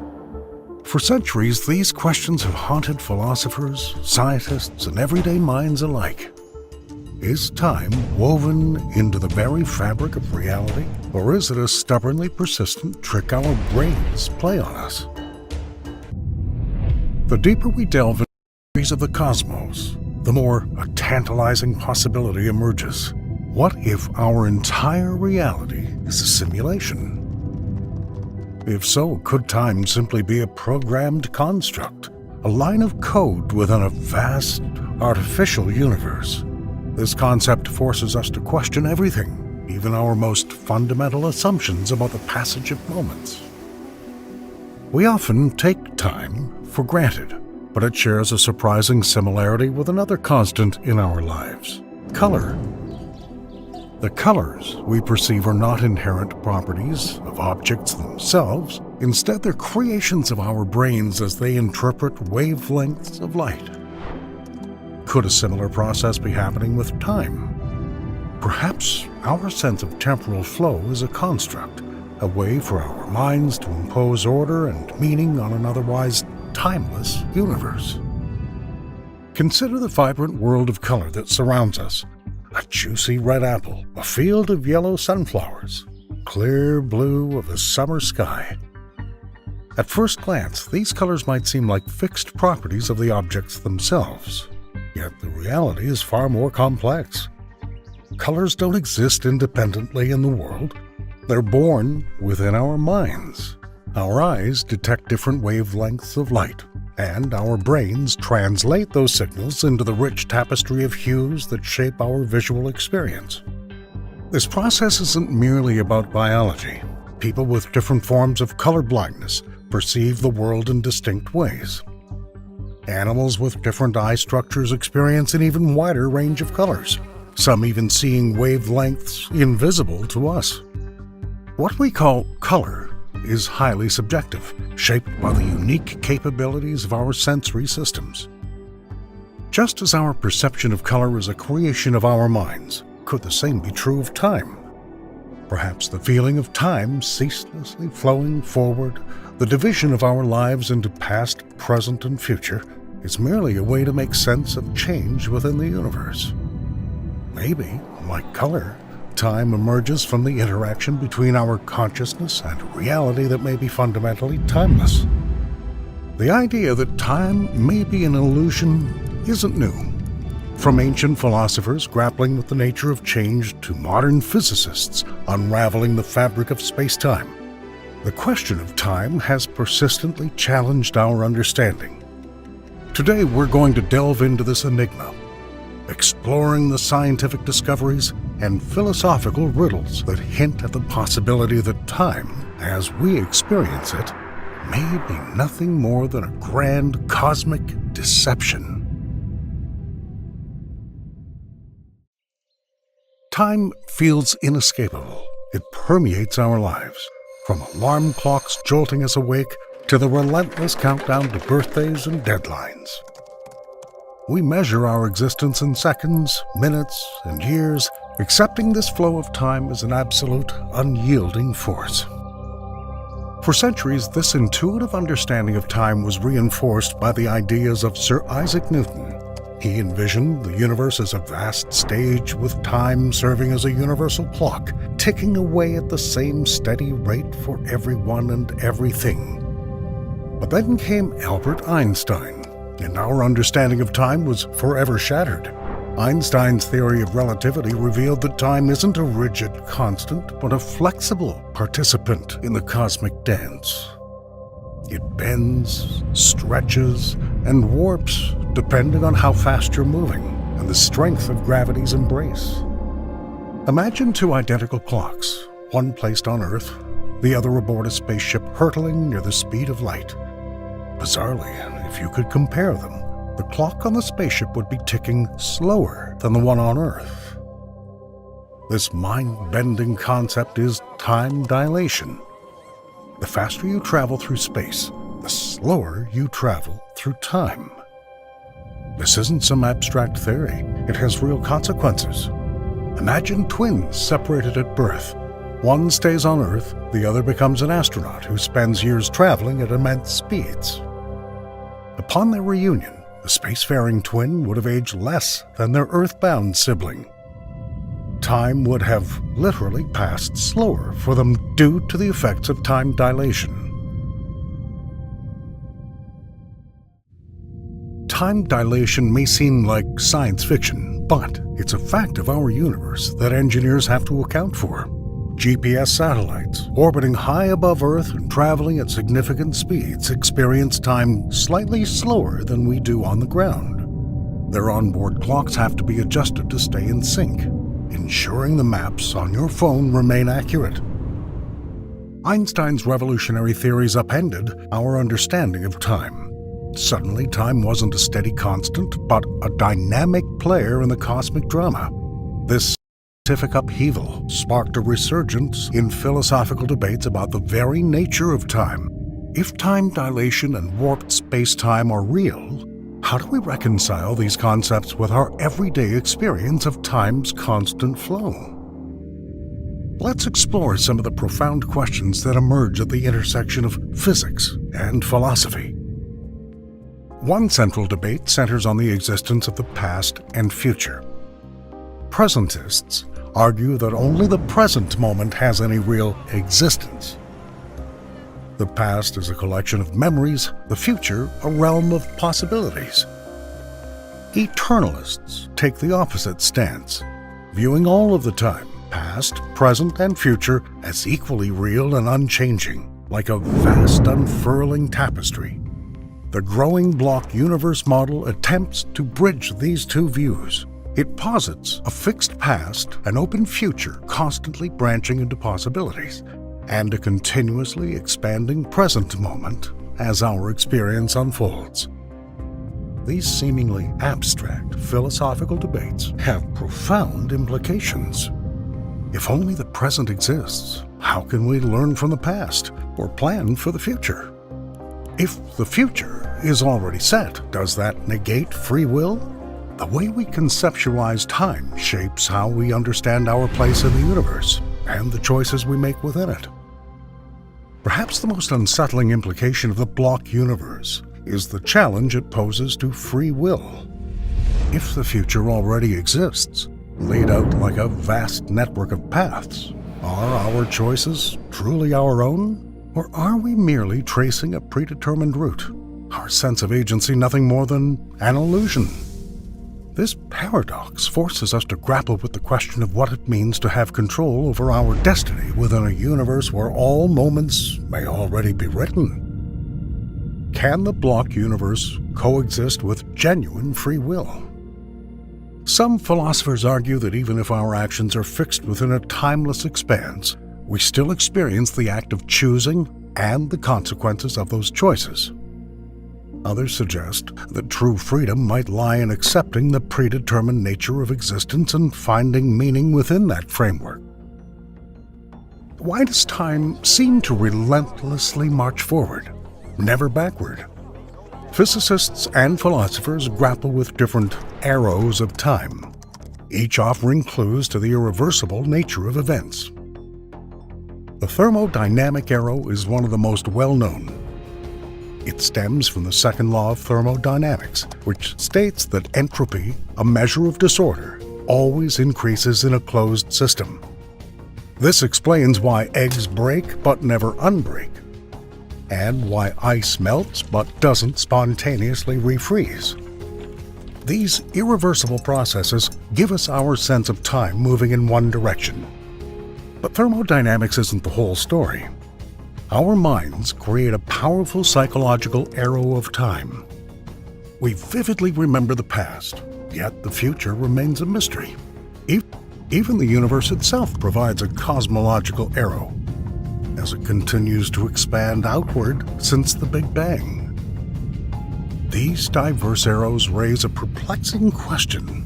Is the flow of time a fundamental property of the universe, or a byproduct of how we experience the relentless unfolding of change? The bizarre realm of quantum mechanics throws a wrench into our traditional understanding of time and space. Consider the phenomena of entanglement, where two particles become linked in a profound way. Imagine a pair of gloves, one for your left hand, the other for your right. If those gloves are separated and placed in boxes on opposite sides of the planet, they remain intrinsically connected.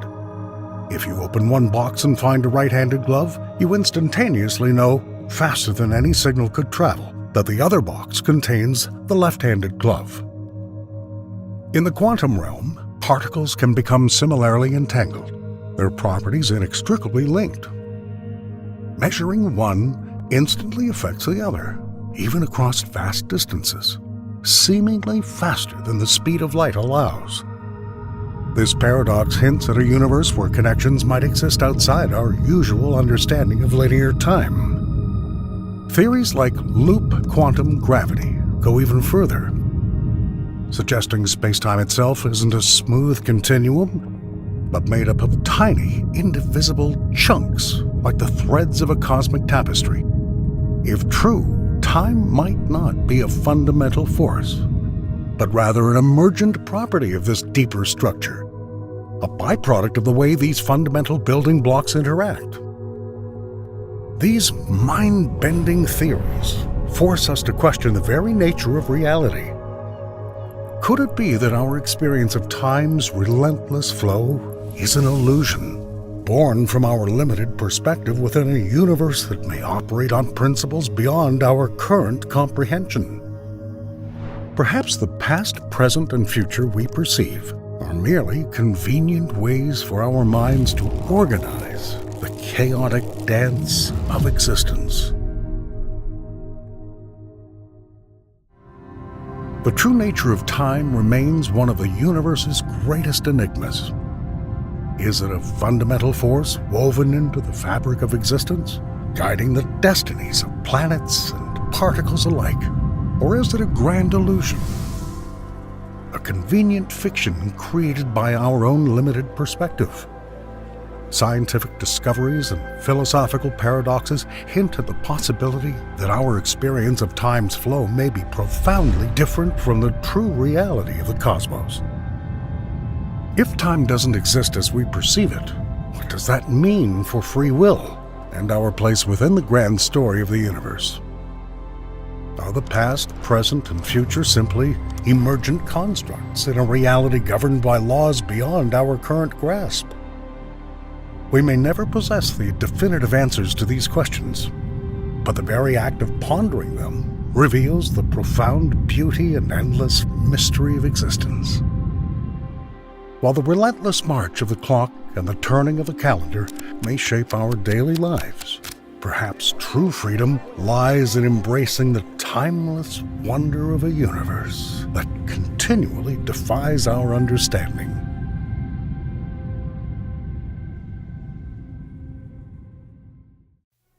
In the field of space exploration, the James Webb Space Telescope is a beacon of human ingenuity and curiosity. Its recent incursion into the depths of our solar system has revealed discoveries that challenge the possibility of life beyond Earth. Among the many celestial bodies orbiting our giant neighbor Jupiter, Europa is a world of special interest. With its jagged surface and hidden ocean, this icy moon has long intrigued scientists and dreamers alike. However, it's the recent discovery of JWST that's brought Europa into the spotlight of astrobiological research. JWST, in an unprecedented observation of the Moon, has discovered carbon dioxide on Europa's surface. This discovery, while seemingly simple, has profound implications. Carbon dioxide, a molecule integral to life as we know it here on Earth, could be a marker pointing to the potential for life on extraterrestrial worlds. Let us together delve into the data obtained by JWST. What secrets does Europa hide beneath its icy facade? Could the discovery of carbon dioxide be a clue to life beyond Earth?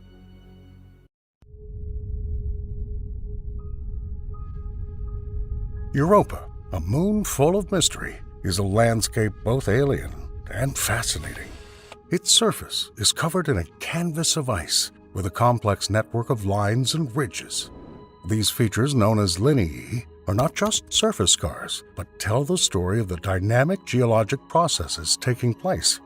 This 9 to 15 mile thick ice shell hides a vast ocean that has interested scientists for decades.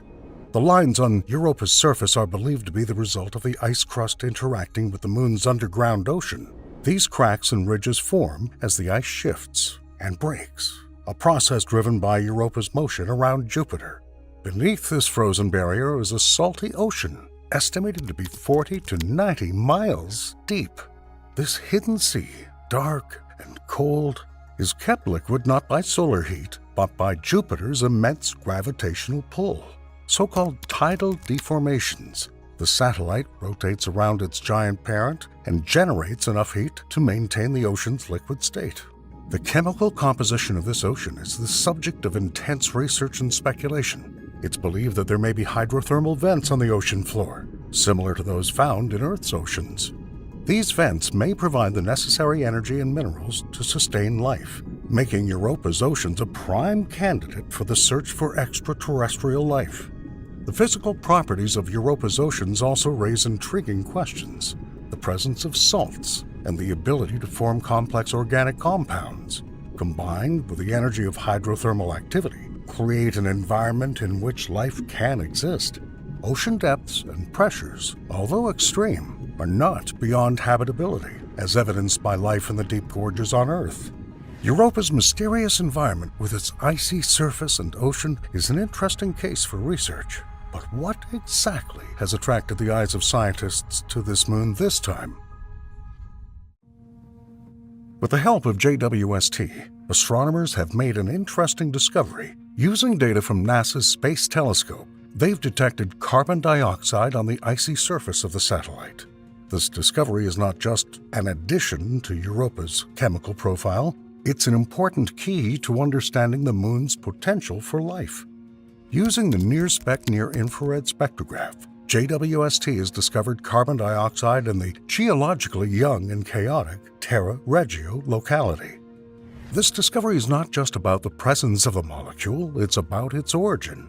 The carbon dioxide on the surface of Europa is thought to have come from within, from its mysterious underground ocean, rather than having been deposited by external forces, such as meteorites. This discovery suggests a dynamic exchange between Europa's ocean and its icy shell. The most interesting thing here is that carbon dioxide is unstable on Europa's surface, suggesting constant replenishment from the moon's interior. The presence of carbon dioxide in the young terrain region indicates a recent and possibly ongoing process. This exchange may hold the key to understanding ocean chemistry and, by extension, its ability to support life.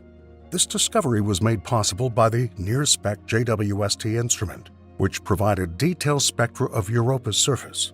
The ability to pinpoint the location of specific chemicals, such as carbon dioxide, allows astronomers to build a more complete picture of Europa's chemical landscape. Each discovery adds a piece to the puzzle of this mysterious moon. But why is this gas being released? And even more so, how does this cosmic body remain warm, supporting a liquid subsurface ocean? Europa, in its gravitational interaction with Jupiter, experiences a phenomenon known as tidal deformation, or tidal flexing. This process, caused by Jupiter's enormous gravitational pull, is one of the key factors in shaping Europa's potential to harbor life. As Europa revolves around Jupiter, its shape is constantly bending. This constant bending generates significant internal heat, a process quite different from the solar heating that we're familiar with on Earth. This internal heating is critical because it's thought to keep Europa's underground ocean in a liquid state, despite the relatively low temperature of outer space. The heat generated by tidal bends may also stimulate geologic activity on Europa, such as subglacial volcanism and hydrothermal vents. These openings, if present, may be similar to those in Earth's deep oceans, which teem with life despite the lack of sunlight. The energy provided by tidal bends could be a crucial ingredient for life. In Earth's oceans, hydrothermal vents support entire ecosystems where life forms utilize chemical energy released from the Earth's interior. On Europa, a similar process could occur, with life forms potentially using the energy from hydrothermal vents to power their metabolic processes. In such an environment, life could exist independently of sunlight, relying instead on the chemical and thermal energy provided by Europa's internal dynamics. Carbon dioxide, a molecule so integral to life on Earth, now takes center stage in the discussion of extraterrestrial life. On our home planet, carbon dioxide is the cornerstone of the biological process of photosynthesis that drives Earth's ecosystems. But what role can this essential molecule play in the cold, alien environment of Europa? The discovery of carbon dioxide on Europa by the James Webb Space Telescope opens up intriguing possibilities. In extraterrestrial environments, especially on icy moons like Europa, carbon dioxide may play a different but equally important role in sustaining life. In the absence of sunlight, life in Europa's oceans will have to rely on chemical energy, a concept known as chemosynthesis. This is where carbon dioxide can play a key role. In Earth's deep oceans, some organisms use carbon dioxide combined with hydrogen from hydrothermal vents to create organic matter. This process, although independent of sunlight, is a fundamental aspect of life in extreme environments. The presence of carbon dioxide on Europa may indicate a similar process. If there are hydrothermal vents in Europa's oceans, as many scientists believe, these may be the very places where life forms use carbon dioxide, perhaps like Earth's deep-sea organisms. This leads to an intriguing question. Could the carbon dioxide on Europa's surface be a byproduct of biological activity in its oceans? While the topic remains speculative, such a possibility adds an exciting dimension to the search for life beyond Earth. The role of carbon dioxide in extraterrestrial biological processes is the subject of intense research and speculation. Its presence on an icy moon may be a marker indicating the potential for life in environments far removed from the sunlit world we know.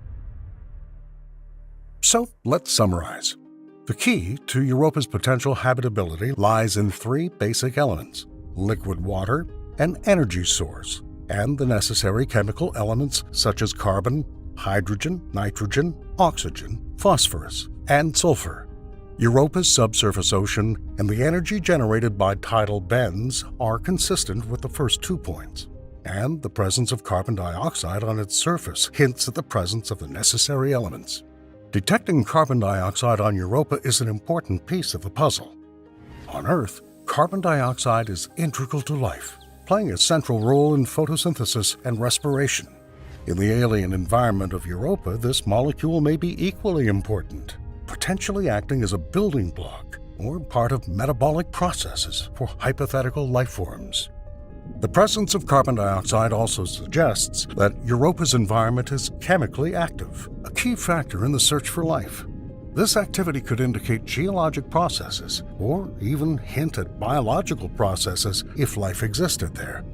It's also only possible to emphasize the importance of studying Europa's ocean as a testing ground for understanding the origin of life. The conditions on Europa may be similar to those of early Earth, giving a rough idea of how life could have originated under extreme conditions. On Earth, carbon dioxide is a fundamental component of life, involved in processes such as photosynthesis and respiration. In the alien environment of Europa, this molecule could play a similar role, potentially serving as a building block for life or part of the metabolic processes of a life form. Carbon dioxide could be a byproduct of biological activity or a resource. As we stand on the threshold of a new era in astrobiology, the significance of the discoveries of the James Webb Space Telescope propels us into a future rich with possibilities. Upcoming missions to Europa, particularly the European Space Agency's JUICE, Jupiter Icy Moons Explorer, and NASA's Europa Clipper, are designed to broaden our horizons and deepen our understanding of this enigmatic moon. NASA's JUICE mission, launched on April 14, 2023, aims to make detailed observations of Jupiter and its 3 large icy satellites, with a particular focus on Ganymede. However, the Europa survey will provide important data that will complement JWST's findings by providing insight into Europa's icy crust and its subsurface ocean. In turn, NASA's Europa Clipper, scheduled for launch in October 2024, is designed specifically to study Europa. Equipped with a suite of sophisticated instruments, this mission will conduct a detailed reconnaissance of Europa's ice shell and subsurface ocean in search of signs of habitability. The purpose of these missions is to build on JWST's groundbreaking discoveries, delve into the mysteries of Europa's environment. By scrutinizing Europa's surface, analyzing its ocean, and searching for biochemical signatures, these missions will improve our understanding of this moon's potential to support life. By the way, you still have a unique opportunity to be part of this historic exploration and get into the history of this remarkable moon. To quote NASA, join the mission and have your name engraved on NASA's Europa Clipper spacecraft as it travels 1.8 billion miles to explore Europa, an ocean world that may support life. Sign your name today to the message in a bottle. End of quote. Just imagine at a time when some people haven't even visited the next country, a piece of your personal history will travel such distances to orbit another planet. A truly mesmerizing thought. By adding your name, you're not just leaving a personal mark, you're becoming part of a legacy that will resonate in the annals of space exploration. Europa, once a distant and icy moon, is now the center of our quest to understand the existence of life beyond Earth. The JWST results, combined with future JUICE and Europa Clipper studies, usher in a new era of astrobiology. An era in which the search for extraterrestrial life is moving from the realm of speculation to reality.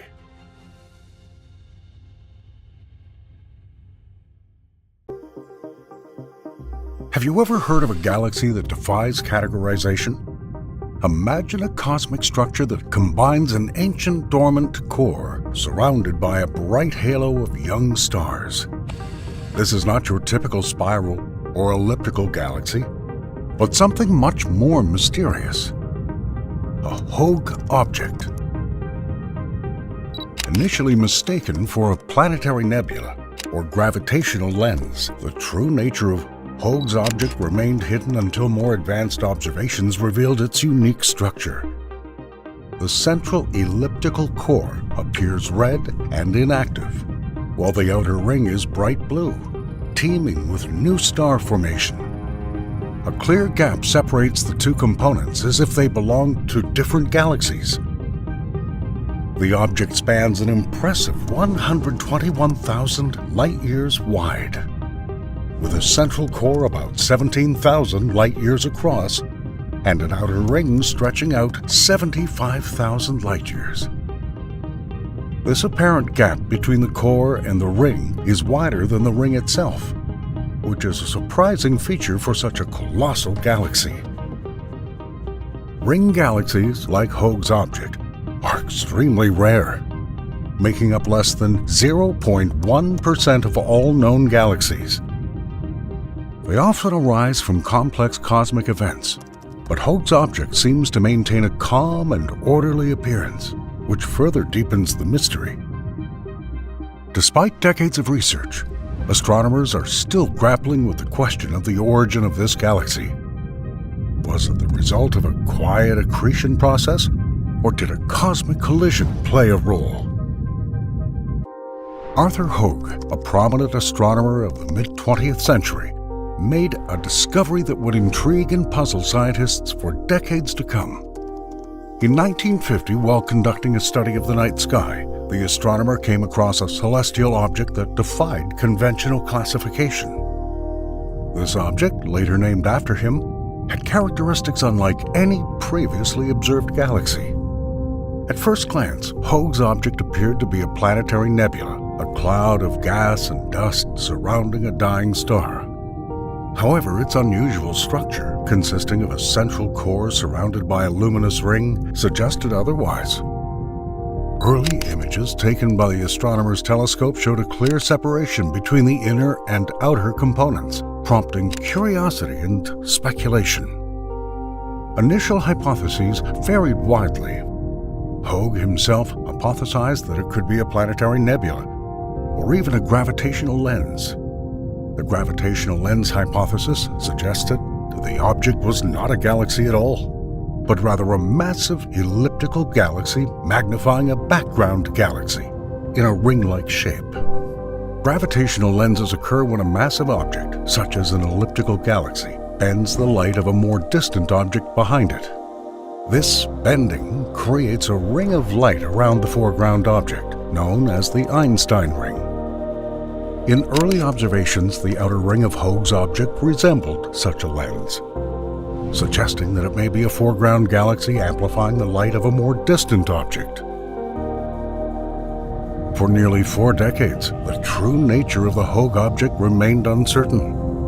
It was not until 1987 that astronomers equipped with better technology were able to confirm the connection between the ring and the nucleus through spectroscopic analysis of the red shift. This shift is due to the expansion of the universe, with more distant objects exhibiting a greater redshift. By analyzing the redshift of the core and ring of Hoag's object, astronomers confirmed that they're not separate entities, but components of the same galaxy.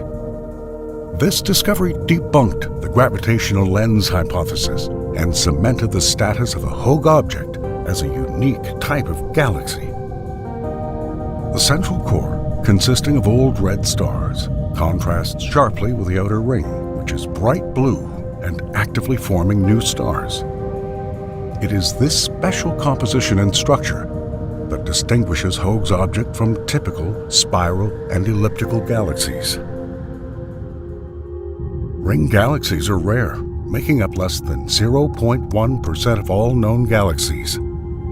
Typical spiral galaxies have sprawling arms of stars, while elliptical galaxies have a more uniform, rounded shape. The Hoag object, with its perfectly separated nucleus and ring, remains one of the most well-defined examples of this rare class of galaxies. The discovery began the scientific journey to understand one of the most mysterious structures in the universe. Today, with the help of modern telescopes and ongoing research, astronomers are trying to unravel the mysteries surrounding this fascinating cosmic anomaly. Its quiet appearance, distinct breakup, and combination of an ancient core with a young, star-forming ring make Object Hoag a unique and enigmatic galaxy, prompting astronomers to investigate various theories of its origin and evolution. Thus, one of the main theories proposed to explain the formation of the Hoag object is the collision hypothesis. According to this theory, the characteristic ring structure of the galaxy arose as a result of a high-speed collision of a smaller galaxy with a larger one. When a smaller galaxy collides with a larger galaxy, the impact generates a density wave that rushes outward from the center of the larger galaxy. This wave compresses the interstellar gas, causing star formation in the ring around the galaxy's nucleus. The Cartwheel galaxy, with its strikingly similar ring structure, is a classic example of this process. In the case of a Hoag object, if a smaller galaxy collided with it, we would expect to detect several key features. First, the collision would create density waves that push the gas and stars outward, forming a ring. Moreover, the stars in the ring should have exhibited high relative velocities, indicating the kinetic energy from the collision. And third, in or near the ring, there would be residual fragments or remnants of colliding galaxies. However, detailed observations of Hoag's object have revealed some inconsistencies with the collision hypothesis. The ring stars do not exhibit the high relative velocities that are usually associated with such events. In addition, there's a notable absence of residual fragments or evidence of a second galaxy. To test this hypothesis, models of galaxy collisions have been used. These models show that although a collision may produce a ring structure, the resulting galaxy often retains traces of violent interaction. The Hoag object, which has a calm and symmetrical appearance, lacks these chaotic features, suggesting a more complex formation history. However, another intriguing possibility looms on the horizon: resonance theory. Could a galaxy's ring structure be the result of gravitational interactions within a spiral galaxy? Let's explore this question. Another fascinating theory explaining the formation of the Hoag object is the resonance theory.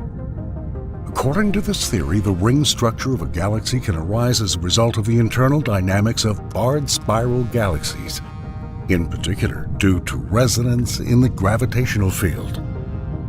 Spiral galaxies are characterized by the structure of a central bar, from the ends of which spiral arms branch off.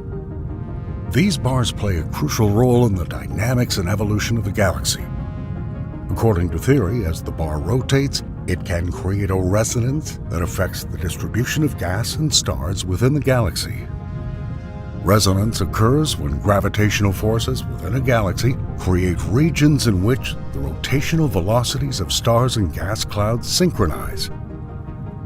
These regions can trap gas and stars, resulting in the formation of rings. There are several basic types of resonances. Inner Lindblad resonance occurs near a galaxy center, often forming an inner ring. Outer Lindblad resonance arising further, potentially forming an outer ring. The third type is co-rotation resonance, a region where the rotational velocity of the bar coincides with the orbital velocity of the stars and gas, which can also lead to ring formation. In the case of the Hogue object, the presence of a ring around the elliptical core suggests that such resonances may have played a role in its formation. The bar structure could have caused a resonance that trapped gas and stars at certain radii, creating the distinct ring we see today. When the bar rotates, it exerts a gravitational influence that can reorganize the gas and stars of the galaxy. Over time, this process can lead to the formation of a well-defined ring structure. Resonance theory provides a mechanism for how a spiral galaxy can evolve into a ring galaxy without a collision. NGC 1291 is a classic example of a galaxy in which resonance effects likely played a role in ring formation. The central band and outer ring provide a visual analogy of what may have happened in Hogue's object. However, the resonance theory faces difficulties when applied to the Hogue object. In particular, the Hogue object currently has no central bar. This absence raises the question of whether the bar may have existed in the past and subsequently dissipated, or whether other processes may have contributed to the formation of the ring. However, there is another interesting and equally plausible theory: the accretion theory. Can the gradual accumulation of intergalactic gas explain the unique structure of the galaxy? Let's explore this in more detail. The third major theory proposed to explain the formation of the Hogue object is the accretion theory. According to this theory, the unique structure of the galaxy resulted from the gradual accumulation of intergalactic gas, rather than from a dramatic collision or internal resonance. Accretion is the process by which a galaxy collects gas from the surrounding intergalactic medium over a long period of time. This gas is entrained by gravitational attraction, gradually accumulating and forming new structures. In the case of the Hogue object, it's likely that a central elliptical core formed first. Over time, the gravity of this core attracted gas from the intergalactic medium. As the gas approached the nucleus, it began to rotate around it, forming a ring structure due to angular momentum conservation. As gas accumulated in the ring, its density reached a high enough density to trigger star formation. This process explains the bright blue color of the ring, indicating active, ongoing star formation. And the gap between the core and the ring is explained by the balance of gravitational forces and the dynamics of the infalling gas. Galaxies such as NGC 6028 provide an example of how accretion can lead to the formation of ring structures. These galaxies show similar features: older central nuclei and younger rings of star-forming regions, which supports accretion theory as a plausible explanation. While the accretion theory provides a plausible explanation, it also raises questions. Why does the ring form at a particular radius? How did the dynamics of gas influx and star formation balance create such a clear separation between the core and the ring? These questions continue to drive research and exploration. Continued observations have provided evidence to support this theory. The ring of Hogue's object contains more gas mass than the entire Milky Way, suggesting significant accretion of intergalactic material. In addition, the well-defined structure of the ring and the absence of chaotic remnants are consistent with a gradual and orderly accretion process. Recent research has also significantly deepened this theory. By modeling the gravitational interaction in such ring systems, scientists have shown how the balance of forces can create stable and unstable orbits, leading to discontinuities in the distribution of matter. These results are consistent with the observed structure of the Hogue object, where the gap between the core and the ring is a region of unstable circular orbits, further supporting the theory. Also, the accretion theory offers a quite convincing explanation for the formation, suggesting that the galaxy grew and evolved through the slow accumulation of surrounding gas. This process contrasts with the more violent and destructive events described in the collision and resonance theories. However, each of these proposed theories, collision, resonance, and accretion, has their own flaws, leaving several unanswered questions. Although the collision hypothesis explains the formation of the ring by density waves created by galaxy collisions, it does not explain the ordered structure of the object and the absence of residual fragments and high relative velocities commonly observed in such events. Resonance theory, on the other hand, suggests that internal gravitational resonances within a twisted spiral galaxy can create ring structures. However, it's clear that Hogue's object lacks the central bar necessary for this process, and the theory does not fully explain the apparent gap between the nucleus and the ring. Accretion theory, in turn, argues that the gradual accumulation of intergalactic gas forms a ring. While this explains the ordered structure and ongoing star formation, questions arise as to why the ring forms at a particular radius, and how the dynamics between the core and the ring create such a distinct gap. Despite these theories, several mysteries remain. Why is there a significant gap between the nucleus and the ring? What specific conditions led to the formation of such a well-defined structure? And how do gravitational forces and dynamics within the galaxy interact to maintain this balance? Future telescope missions, such as the Nancy Grace Roman Space Telescope and the soon-to-be-launched Extremely Large Telescope, are designed to provide a deeper understanding of such questions. These advanced observatories will provide higher resolution images and more detailed spectroscopic data, potentially revealing the processes underlying the formation of such ring galaxies. As we explore the cosmos, Hogue's object remains a testament to the diverse and complex processes that form galaxies, and remind us once again that there are still mysteries in the cosmos waiting to be discovered.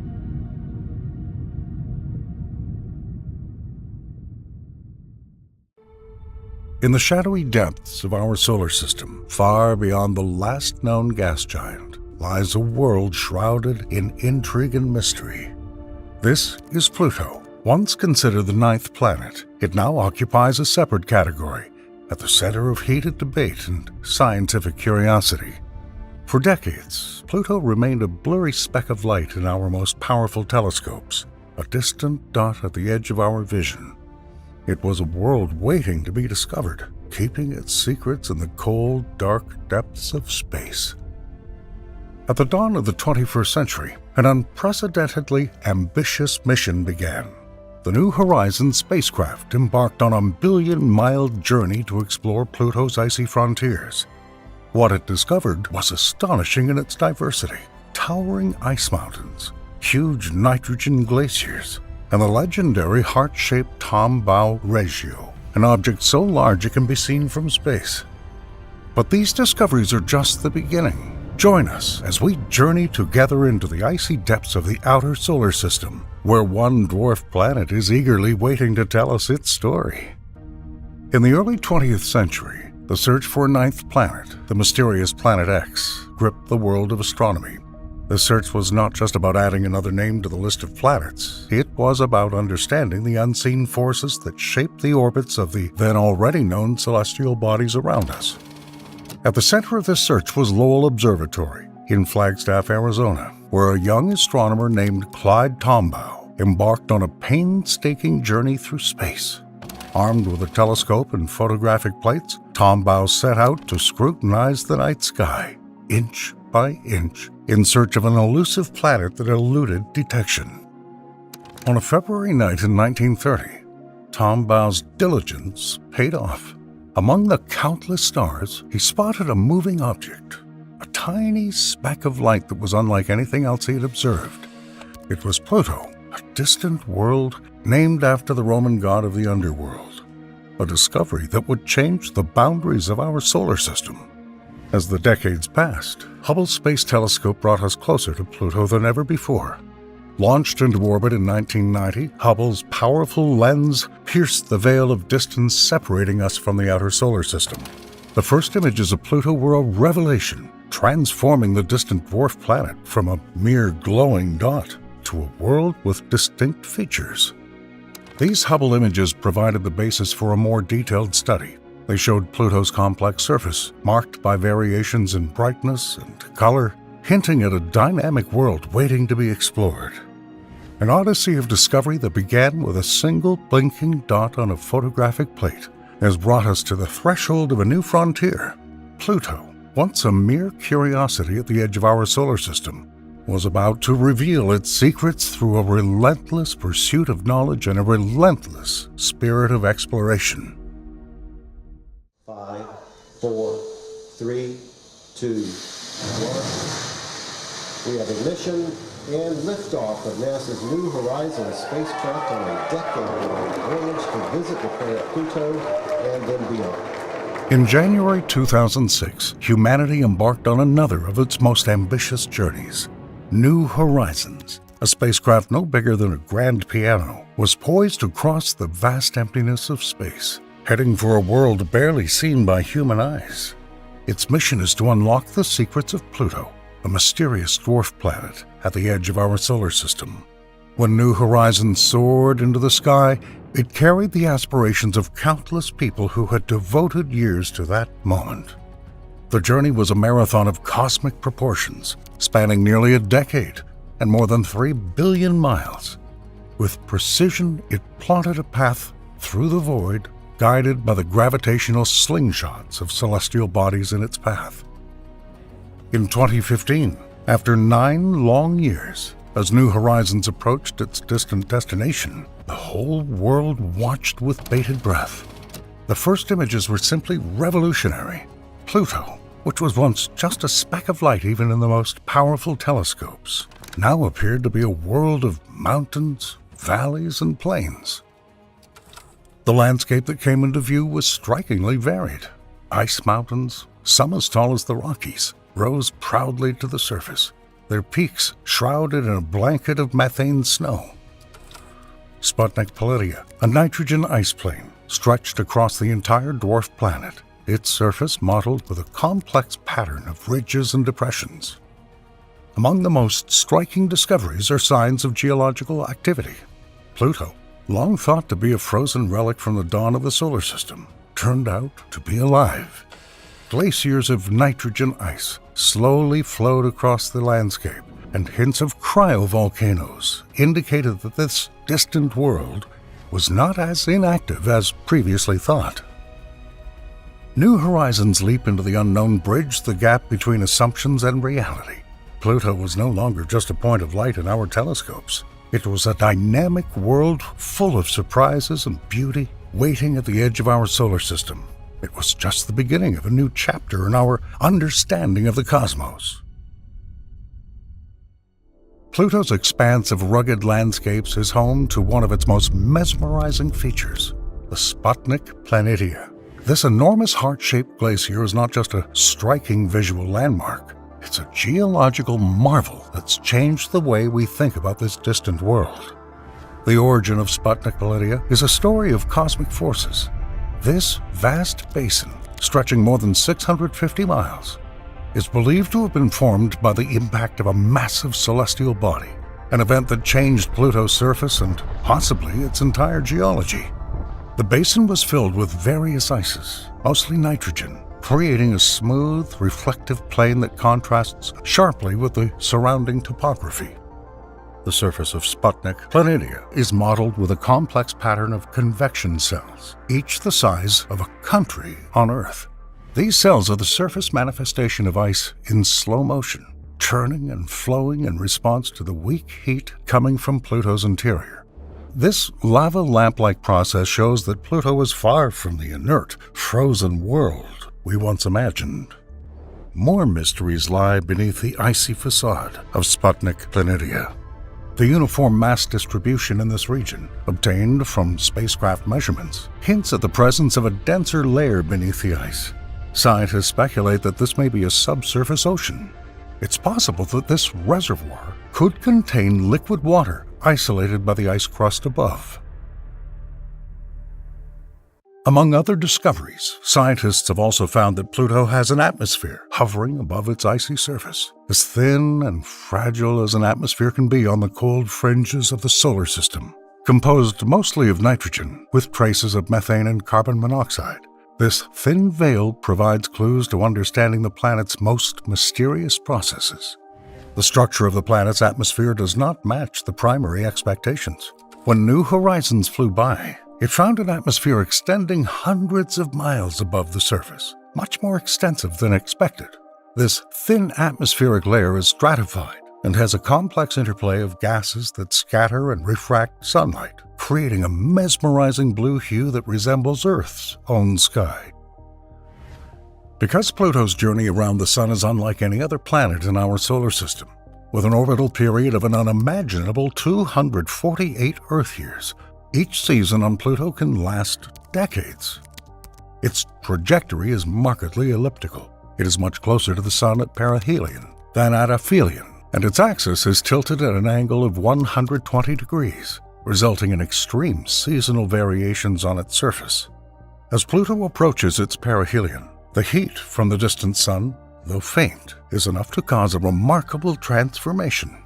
Surface ices, composed of nitrogen, methane, and carbon monoxide, begin to sublimate, a process by which these ice change from a solid state to a gaseous state, without changing to an intermediate liquid state.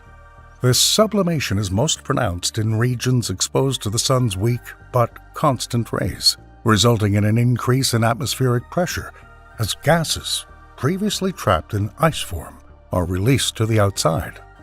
This outgassing thickens Pluto's atmosphere, making it more substantial during these warm periods. The atmosphere expands, rising hundreds of kilometers above the surface, much more than during colder periods. This expansion is uneven, and it's influenced by Pluto's topography and the composition of its ice, creating a complex and dynamic atmospheric system.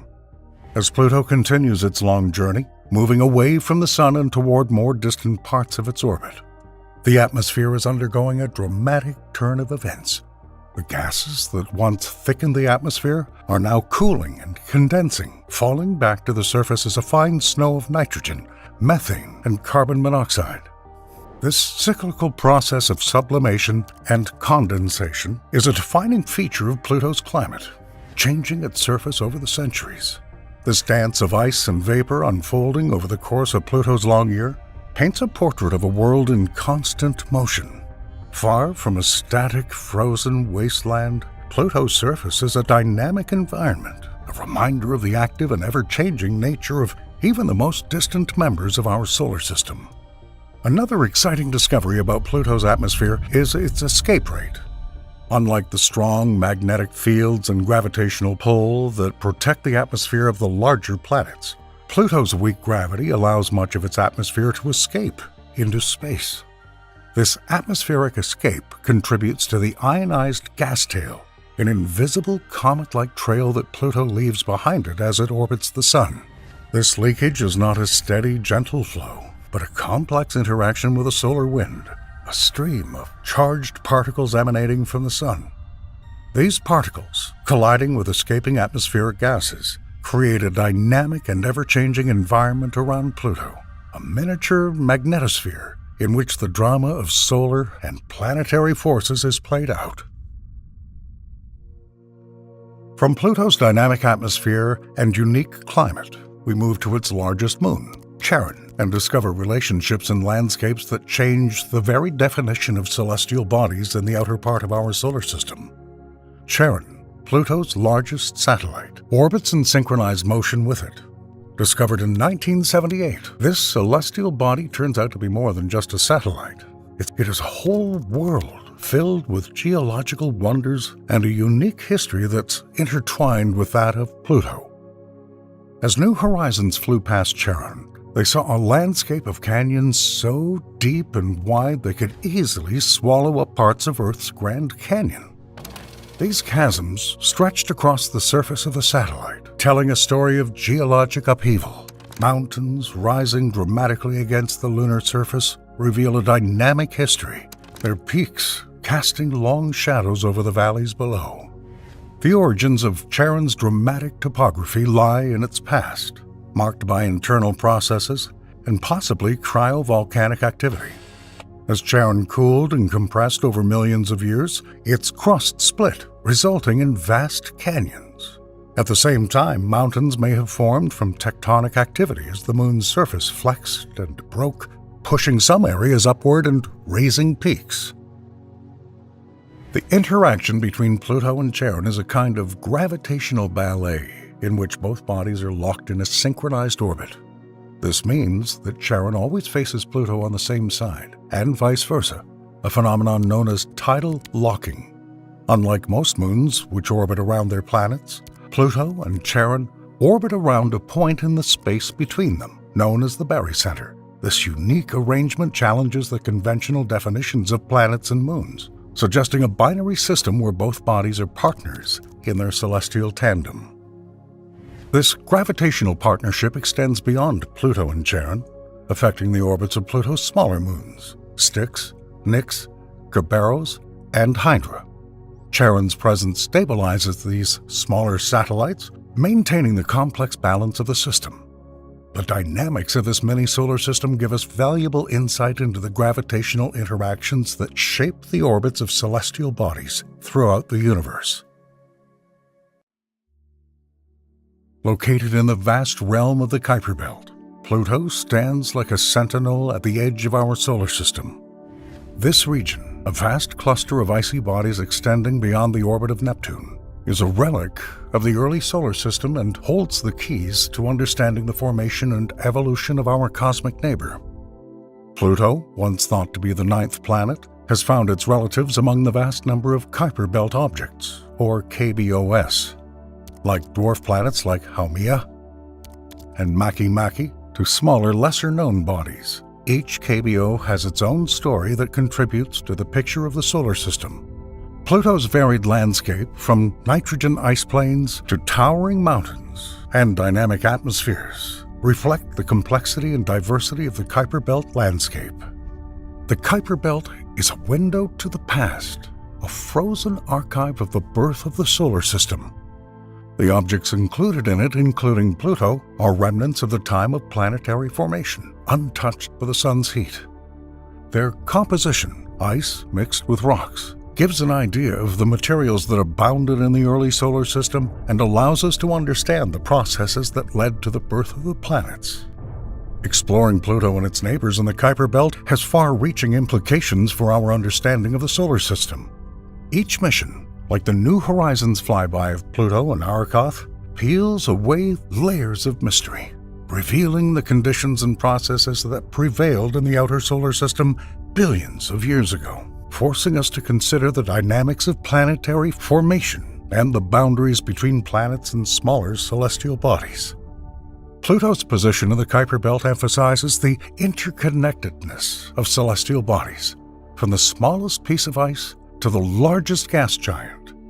The dynamics of the Kuiper Belt, with its resonances and orbital interactions, influence the stability and evolution of the outer solar system, shaping the trajectories of comets and affecting the environment of Neptune. However, New Horizons exploration didn't end there.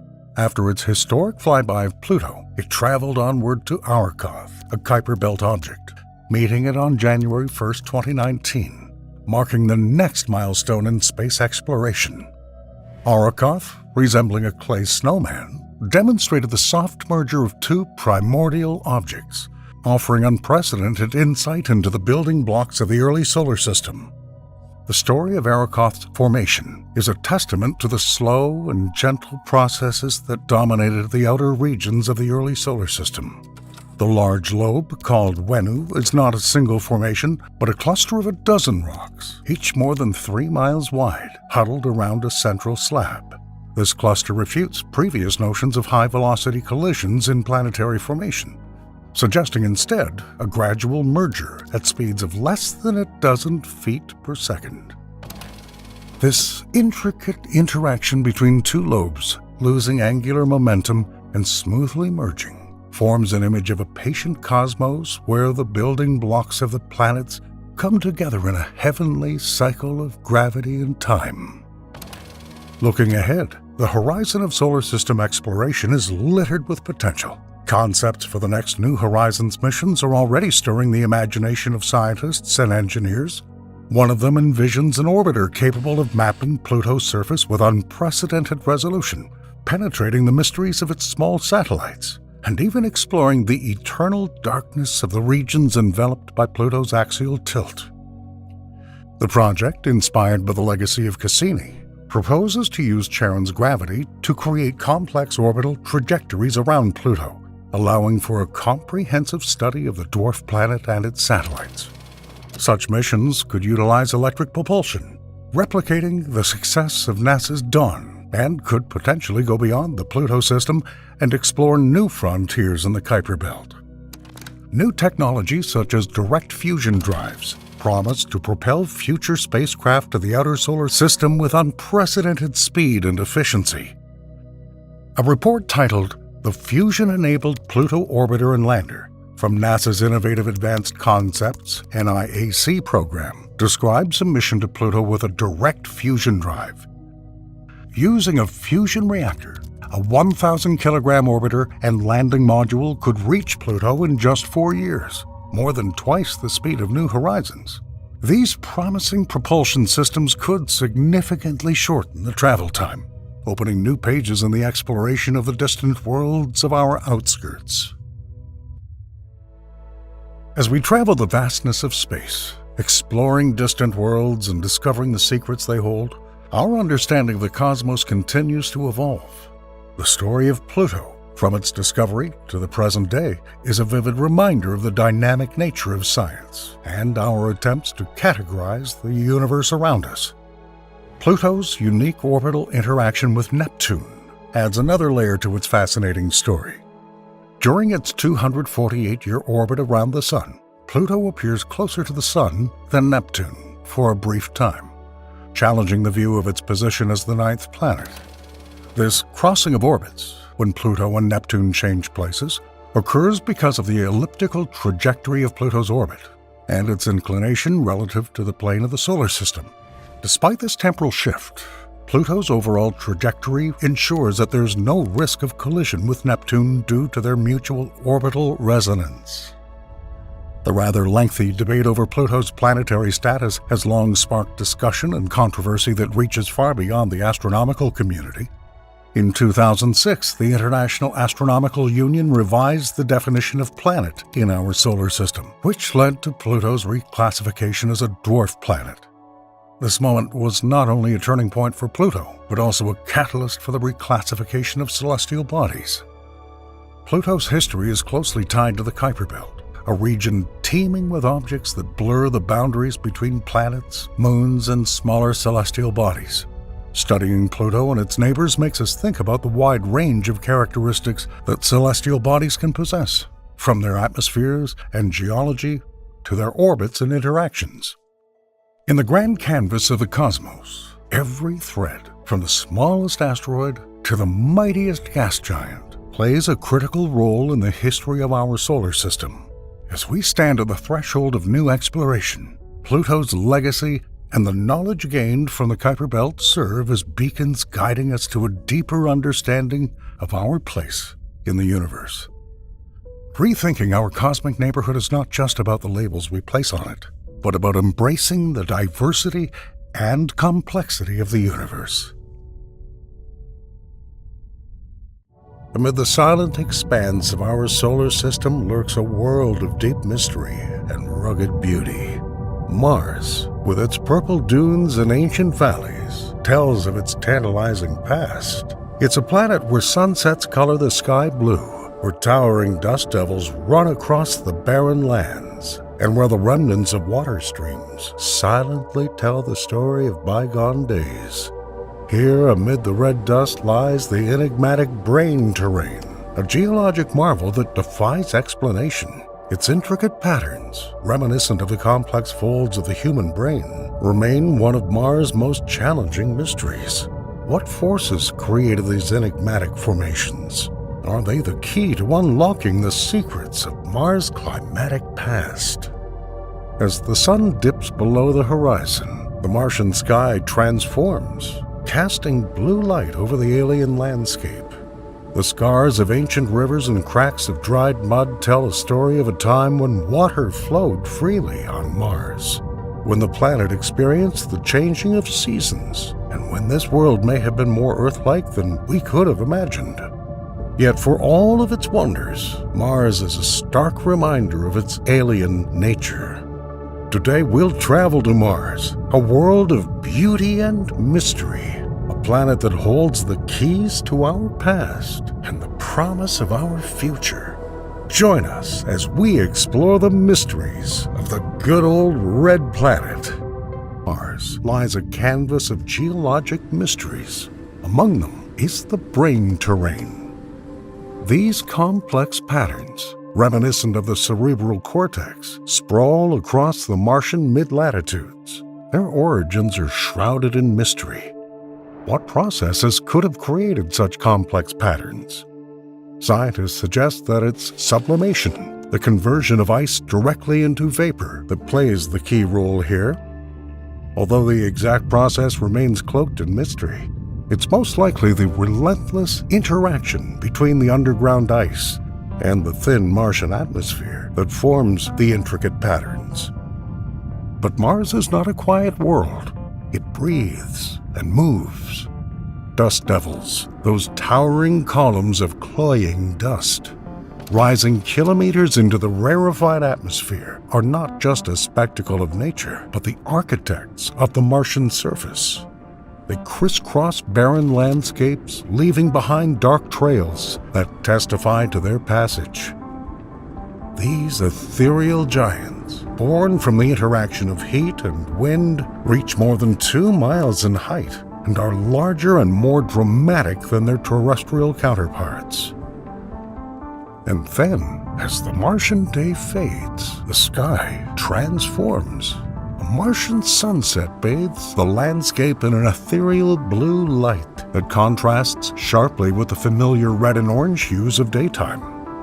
This phenomenon arises due to the unique interaction of sunlight with the atmosphere of the red planet, filled with dust of iron particles. As it passes through, the red part of the visible spectrum of sunlight is scattered by the dust particles, leaving only a mesmerizing blue glow. Although this scattered light colors the sky red, at sunset and night it transforms into shades of blue.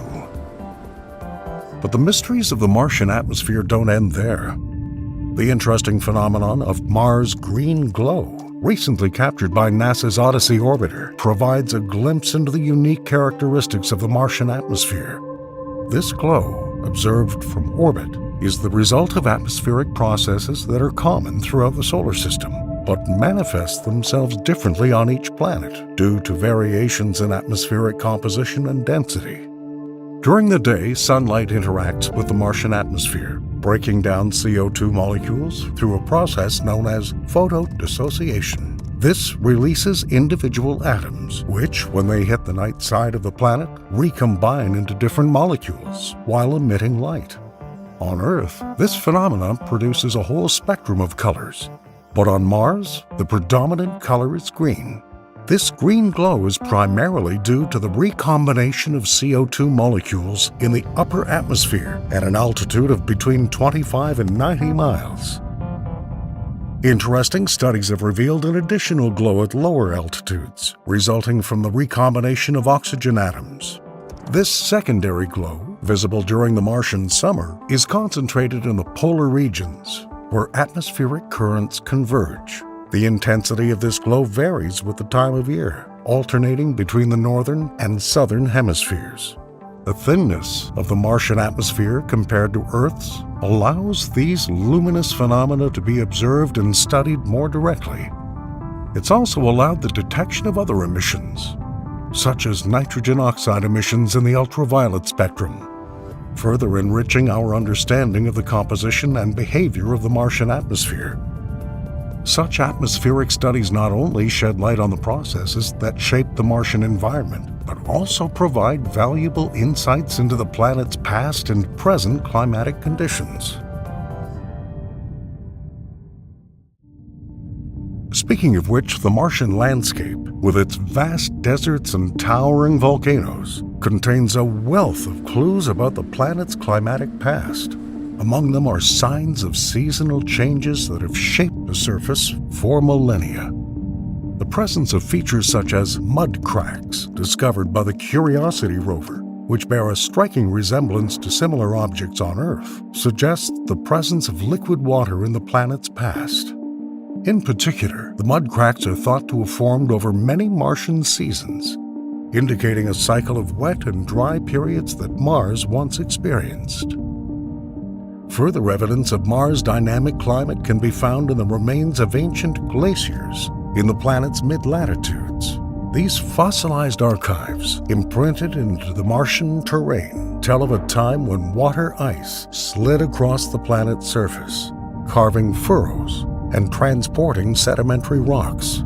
These glaciers, like their terrestrial counterparts, shaped the terrain, leaving behind traces of their presence in the form of moraines and carved valleys. Such activity suggests that Mars has undergone significant climatic changes, perhaps similar to the glacial and interglacial periods seen on Earth. The presence of sulfate in the mud cracks adds another layer to our understanding of Mars' water history. Mud cracks, like those found on Earth, are formed by the drying of sedimentary rocks, indicating the presence of standing water that periodically evaporates, leaving behind these prominent patterns or subsiding beneath the surface.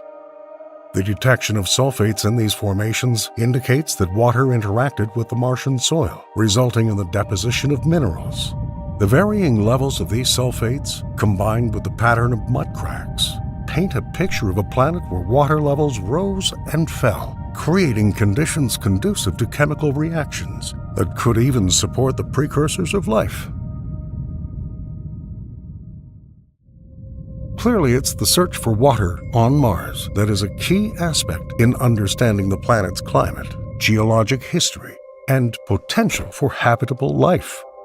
Recent discoveries have shed light on the presence of water in various forms and locations on Mars, significantly changing our understanding of the red planet. On Mars, there are a great many geologic features that indicate the presence of water in the past. The discovery of ancient lake beds, river valleys, and outflow channels indicates that at one time, water flowed freely across the planet's surface. These features suggest that Mars once had a warmer and wetter climate, capable of supporting liquid water on its surface. The presence of sedimentary layers and mineral deposits in these ancient lakes and river valleys further supports the idea of prolonged water activity that may have lasted thousands or even millions of years. One of the most revolutionary discoveries is the discovery of water ice near the equator of Mars. Traditionally, ice was thought to be found only in the polar regions of Mars, where it's visible on the surface. However, radar surveys and analysis have revealed subsurface deposits of ice at lower latitudes, including near the equator. This refutes previous ideas about the climate of Mars and suggests that water ice is much more widespread across the planet than previously thought. The implications of equatorial ice extend to the climate history of Mars and its potential habitability. Equatorial ice deposits indicate a more complex hydrologic cycle on Mars than previously thought. This could mean that in the past, Mars had a climate more similar to Earth's, with water cycling between the atmosphere and the surface. However, such a presence does not at all raise the possibility that conditions suitable for life existed on Mars in the past, much less in the present. Water is a key component of life, but such a contrasting climate change cannot offer much chance for a long process of development of any life forms. The search for biosignatures such as special minerals, organic molecules, or erosion patterns that may indicate past biological activity continues. Although no conclusive evidence of life on Mars has yet been found, the presence of water in various forms still retains a minimal possibility. Still, these water ice deposits could serve as a valuable resource for future human exploration and colonization of the planet, providing water for drinking, agriculture, and fuel production. Taking a closer look at the mineralogical landscape of Mars, we see that it's a stark contrast to the rich diversity found on Earth. About 6,000 different minerals have been discovered on our home planet, testifying to the dynamic geologic processes on Earth and the complex interaction between the biosphere and geosphere. These minerals have not only been formed by abiotic processes, but have also been significantly influenced by the presence of life, which has contributed to the diversity of minerals through various biochemical interactions. By comparison, after 5 decades of research, only 161 minerals have been identified on the Martian surface. This divergence in mineral diversity is not just a numerical gap. It tells us a lot about the differences in the geological activity and history of the two planets. The scarcity of minerals on Mars has profound implications for our understanding and the planet's potential to support life. The diversity of minerals on a planetary body is often a reflection of its geologic and environmental dynamism. On Earth, plate tectonics, water availability, and atmospheric processes contribute to the wide range of physical and chemical conditions that are so essential for the origin and maintenance of life. Complex organic molecules, including the precursors to DNA, often require diverse chemical environments and catalysts. The limited mineral diversity on Mars, therefore, raises some questions about the habitability of the planet as a whole. The lack of diverse minerals on Mars also indicates that the planet may have had a more monotonous geologic history compared to Earth. However, is it as quiet and peaceful as it appears? Recent studies of the internal structure of Mars have led to interesting discoveries, particularly through the analysis of seismic data. The InSight mission played a key role in this discovery before its completion, detecting what's believed to be the largest earthquake ever recorded on Mars. This earthquake, which lasted about 6 hours, did not fit the typical profile of a meteorite strike because no crater was left behind, suggesting it originated deep inside the planet. The magnitude of the quake, which was 4.7 on the Richter scale, hints at a significant geologic activity beneath the surface. Unlike Earth, Mars lacks plate tectonics, raising intriguing questions about the mechanisms causing these earthquakes. The lack of plate tectonics suggests that Martian earthquakes may be related to internal stresses or other geologic processes that we've not yet fully understood. Volcanic activity on Mars, both recent and ancient, has left indelible marks on its surface. Recent studies have found at least 40 different volcanic events, some of which occurred only a few million years ago. In addition, the discovery of unusual polygonal structures beneath the surface, found by ground-penetrating radar from China's Churong rover, indicates a history of thermal contraction and expansion and speaks to the planet's former volcanic activity. These structures, ranging in size from a few inches to a few feet, have been found at depths of about 100 feet.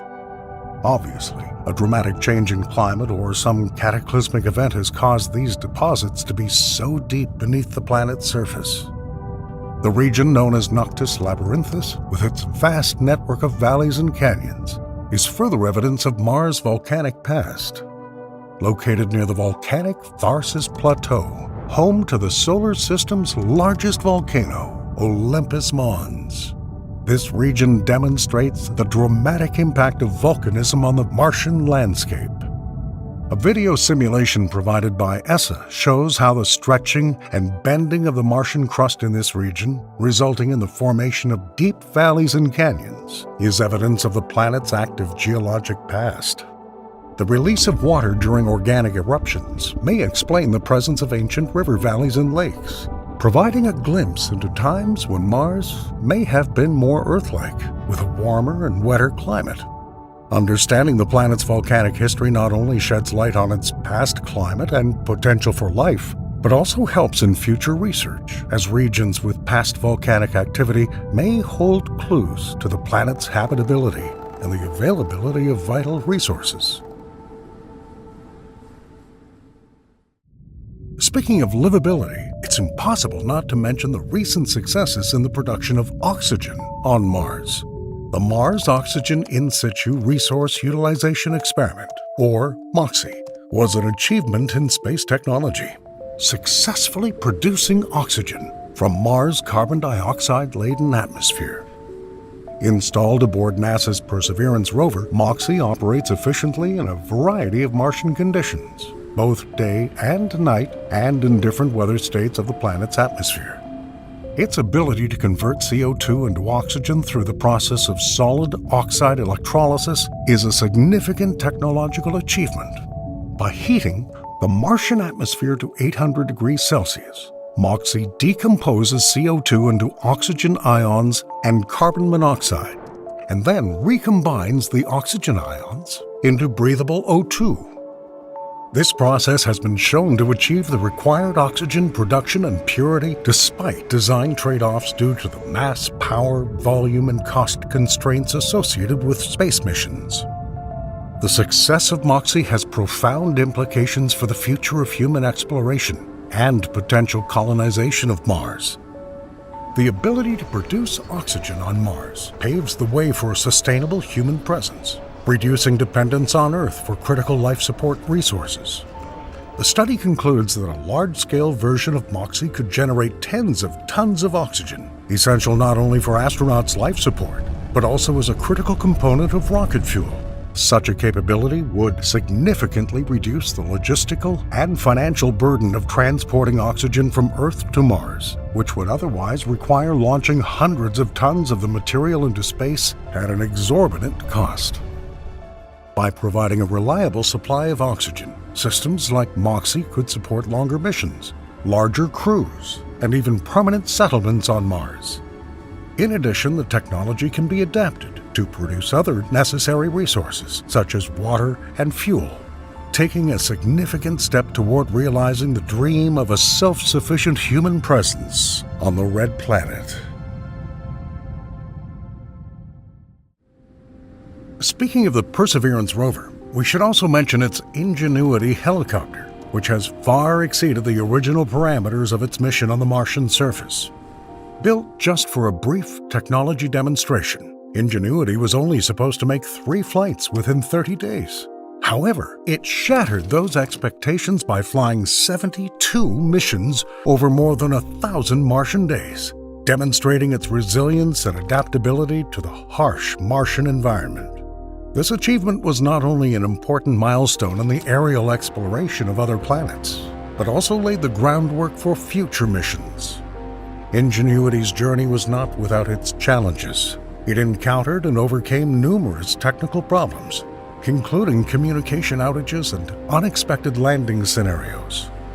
Despite these challenges, Ingenuity continued to push the limits of what was possible and even set a new range record on one of its flights. The vehicle's ability to survive and operate through Martian dust storms, extreme temperatures, and even sensor failure speaks to the reliability of its design and the team's careful planning. However, the mission ended in an unforeseen way when a significant part of the blade of one of Ingenuity's rotors was damaged, making further flight impossible. This incident marked the official end of Ingenuity's Mars mission. The helicopter's final flight took place in January 2024. However, the termination of Ingenuity's missions does not take away from its outstanding achievements and the invaluable data it provided. NASA has already begun applying lessons learned from operating aircraft in extraterrestrial environments to upcoming missions, including the Dragonfly mission to Titan, Saturn's largest moon. The success of Ingenuity has opened the door to more ambitious use of aircraft for tasks such as sample retrieval, which could significantly increase the efficiency and scope of exploration of other planets. During its long stay on the Red Planet, the Perseverance rover has accumulated a considerable amount of samples of Martian rock materials. However, it's worth noting that the endeavor to return samples from Mars to Earth is both the pinnacle of scientific endeavor and the nadir of logistical challenges. The financial implications are staggering.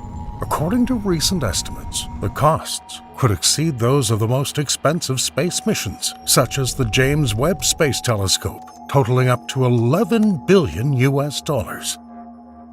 The complexity of safely extracting samples from the Martian surface and transporting them back to Earth involves multiple spacecraft and precise robotic operations. This task requires not only unprecedented precision engineering and navigation solutions, but also significant financial outlays, which raises questions about budget allocation and priorities in space exploration. When it comes to prioritizing space exploration, humanity faces another unresolved challenge. The ongoing debate over international cooperation in Mars exploration is multifaceted, involving political, scientific, and logistical considerations. On the one hand, cooperation can pool resources, share risks, and increase the scientific return on missions through diverse expertise. On the other hand, comparing the successes of collaborative efforts, such as the International Space Station, against the backdrop of some international constraints, highlights the contradiction between the ideal of a united human effort in space exploration and the reality of international relations on Earth. Another, but not the last, test in our path is that as Mars becomes a center of exploration and potential colonization, the problem of space debris is becoming increasingly important. Debris accumulation in Martian orbit can pose a hazard to spacecraft, impede navigation, and jeopardize missions. This problem is not just theoretical. The proliferation of debris around Earth has already created an urgent need for sophisticated tracking and avoidance maneuvers. In turn, solving this problem on Mars will require proactive measures to prevent the accumulation of debris, and possibly the development of debris reduction and removal technologies to ensure the safety and sustainability of future missions. Mars colonization, once the stuff of science fiction, is increasingly entering the realm of possibility, thanks to technological advances and scientific discoveries. The successful demonstration of in situ resource utilization through experiments such as MOXIE, the potential to use local materials for construction, and advances in life support systems are gradually laying the groundwork for a sustainable human presence on Mars. However, the vision for colonization goes beyond technological challenges to include ethical, social, and environmental considerations. The responsibility of extending humanity's footprint to another planet raises questions about how we steward the Earth and the extent to which we will be able to apply these lessons to the New World. The future of Mars exploration is rich in promise and fraught with challenges. As we stand at the threshold of these endeavors, the collective wisdom, ingenuity, and cooperative spirit of the global community will play an important role in overcoming these challenges and realizing the dream of expanding humanity's presence beyond Earth.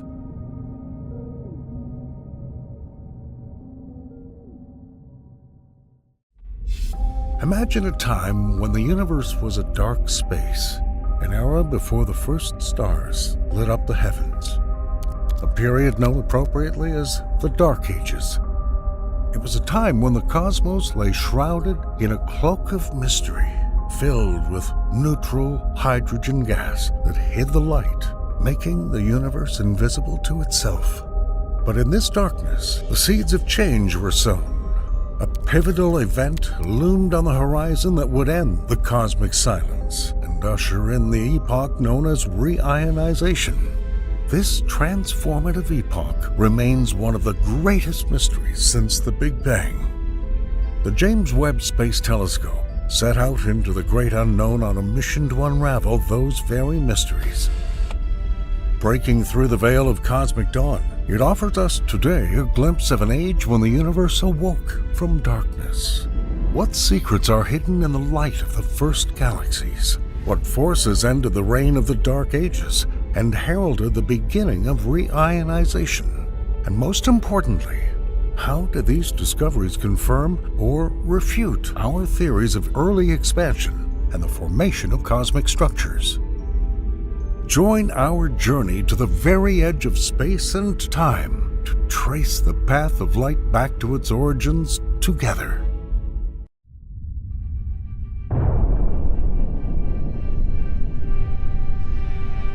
Just moments after the fiery birth of the universe in the Big Bang, the reality we know was unrecognizable. The newborn universe was a boiling cauldron of hot, dense plasma, a turbulent sea of subatomic particles colliding and combining in the extreme energies of the early cosmos. As the universe expanded, a cosmic interaction emerged in which matter and energy were linked by the rhythms of the nascent laws of physics. Expansion led to cooling, and within a few 100,000 years a transformation took place. Protons and electrons, once too energetic to bind, fused together to form the first neutral hydrogen atoms, casting a veil of darkness over the cosmos. This event marked the transition of the universe from a plasma state to a gas state, which led to the appearance of the cosmic microwave background, the first light of the universe, the faint afterglow of creation that can still be observed today. But along with this first light came the cosmic dark ages. Imagine a universe devoid of stars, where galaxies have not yet formed. A vast expanse of darkness pervaded only by the faint glow of the cosmic microwave background. Such was the universe during the Dark Ages, when light-emitting objects were absent and the all-pervasive neutral hydrogen gas formed a cosmic fog, absorbing any light that could ionize it. But in this darkness, the groundwork was laid for cosmic transformation. Dense clusters of gas began to gravitate toward each other, slowly thickening under the inexorable pull of gravity.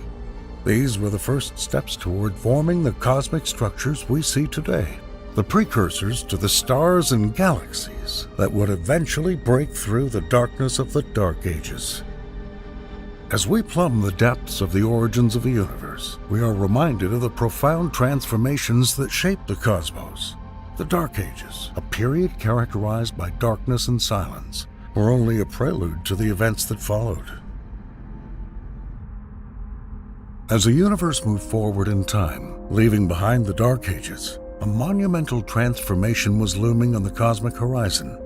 This was the age of reionization, a pivotal chapter in the grand narrative of our universe. Reionization refers to the process by which the neutral hydrogen gas that filled the early universe was ionized by the first light sources, effectively lifting the cosmic veil of darkness and allowing the universe to once again shine with light. This process is an important phenomenon in the history of our universe because it represents one of the few ways in which we can indirectly study the earliest stars and galaxies. Imagine the universe in a transitional period characterized by an abrupt transition from opacity to transparency. In it, the ubiquitous neutral hydrogen gas that once absorbed all ionizing light began to change.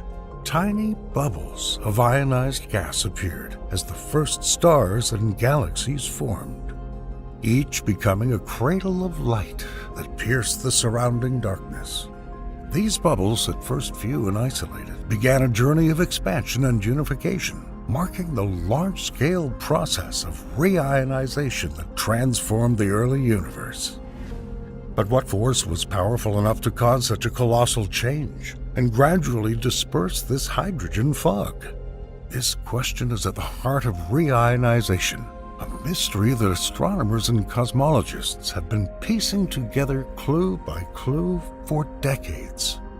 The prime suspects were the first luminous objects formed in the universe, the first stars and galaxies.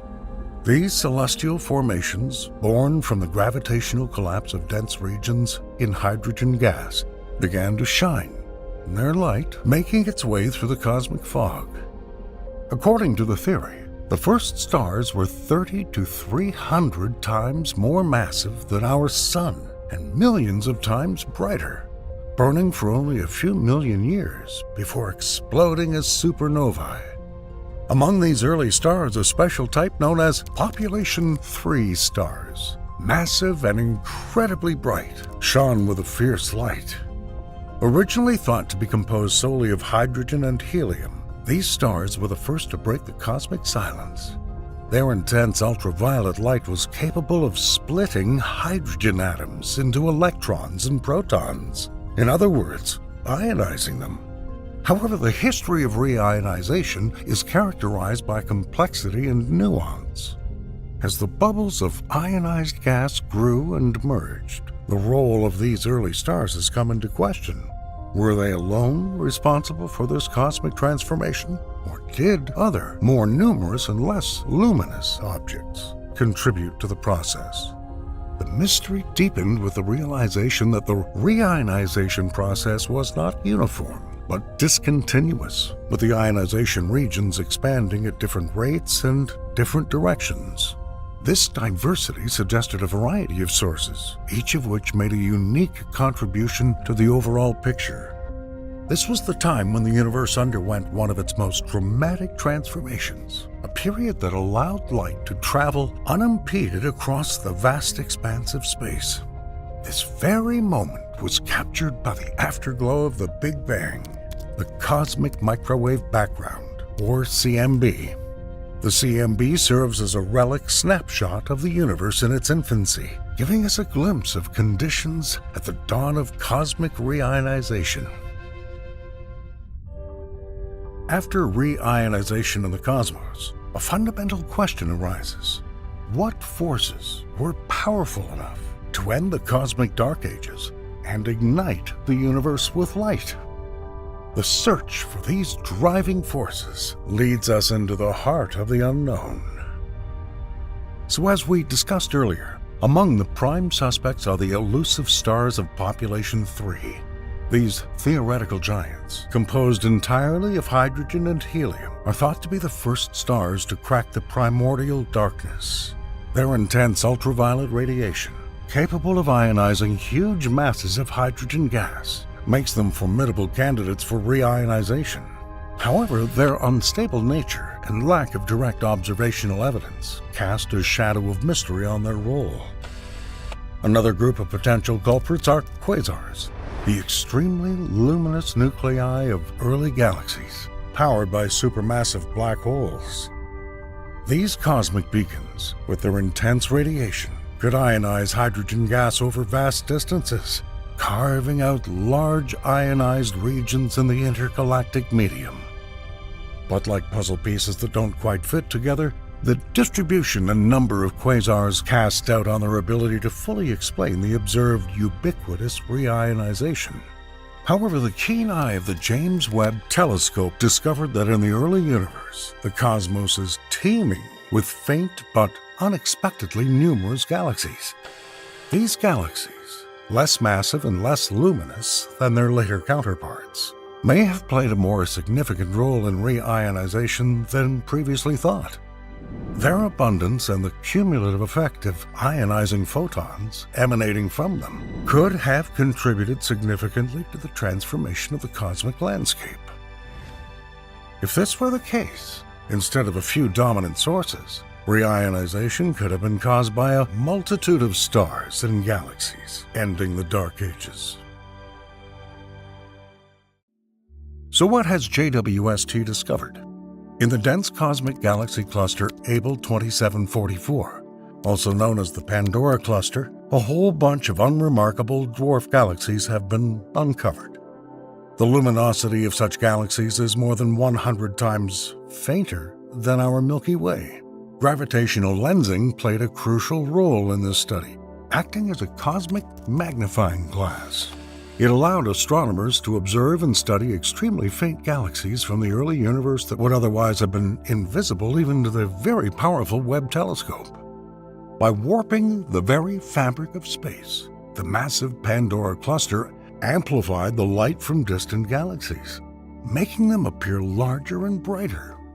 In their study, thanks to this magnification effect, astronomers took and analyzed the spectra of 8 extremely dim galaxies.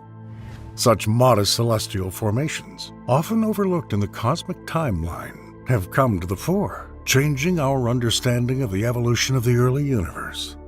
This particular type of dwarf galaxy holds a surprising secret for its modest size.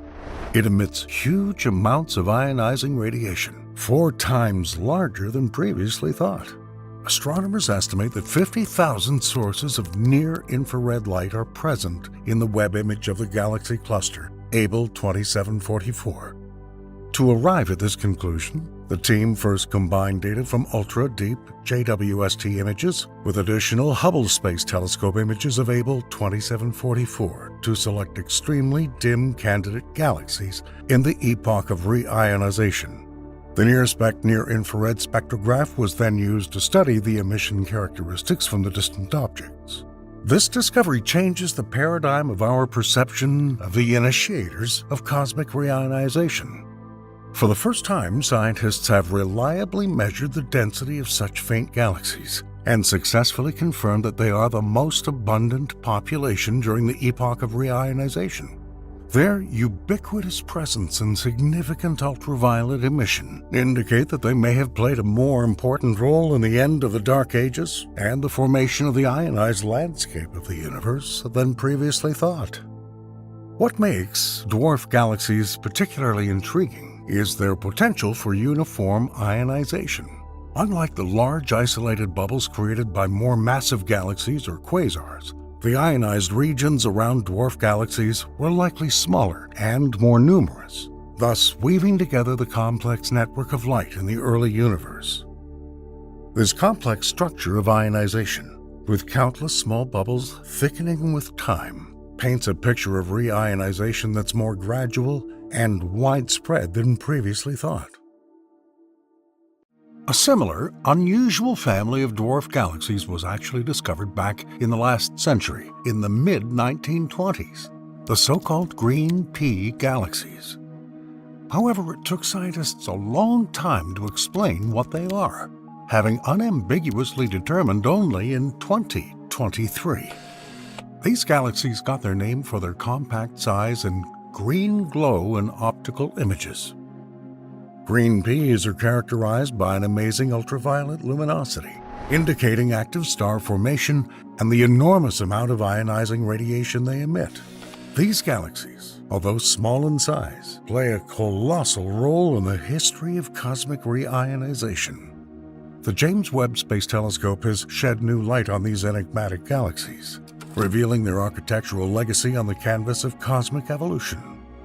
Along with galaxies such as Harrow 11, known for their intense ultraviolet emission, the green pea serves as a living laboratory, allowing us to observe ionization mechanisms in action and further confirming the conclusions of a previous study.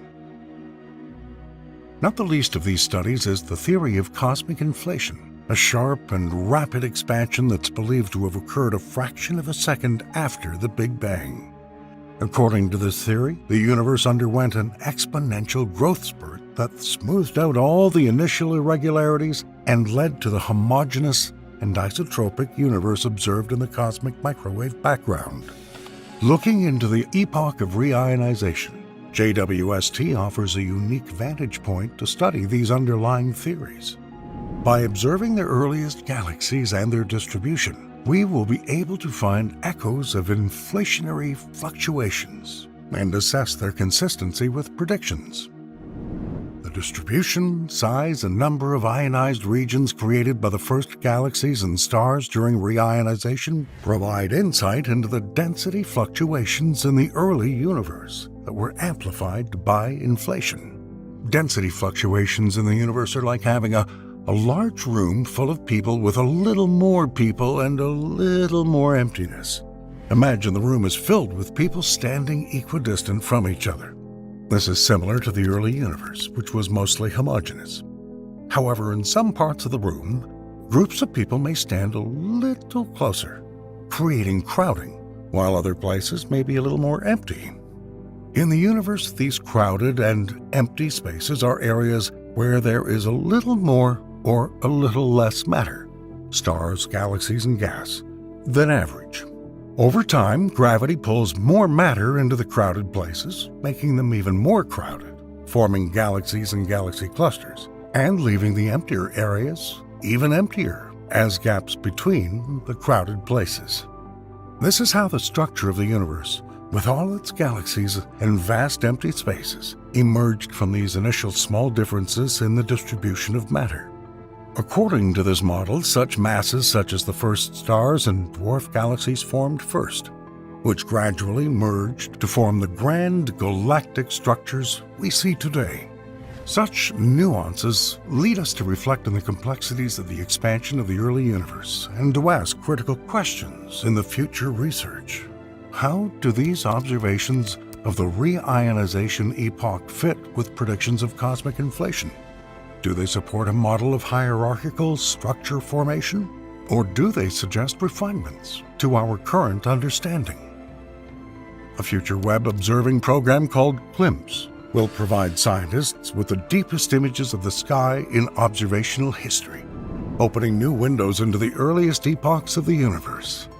The study seeks to detect even fainter galaxies from the epoch of reionization. By targeting another galaxy cluster, Abell S1063, these observations will expand our cosmic census, potentially confirming the typicality of the dwarf galaxies observed in the current study and offering further insight into the large-scale distribution of galaxies in the early universe. This next step in the study could refine our understanding of the period known as Cosmic Dawn and the appearance of the first galaxies, shedding more light on the formation of the universe and its grand evolution.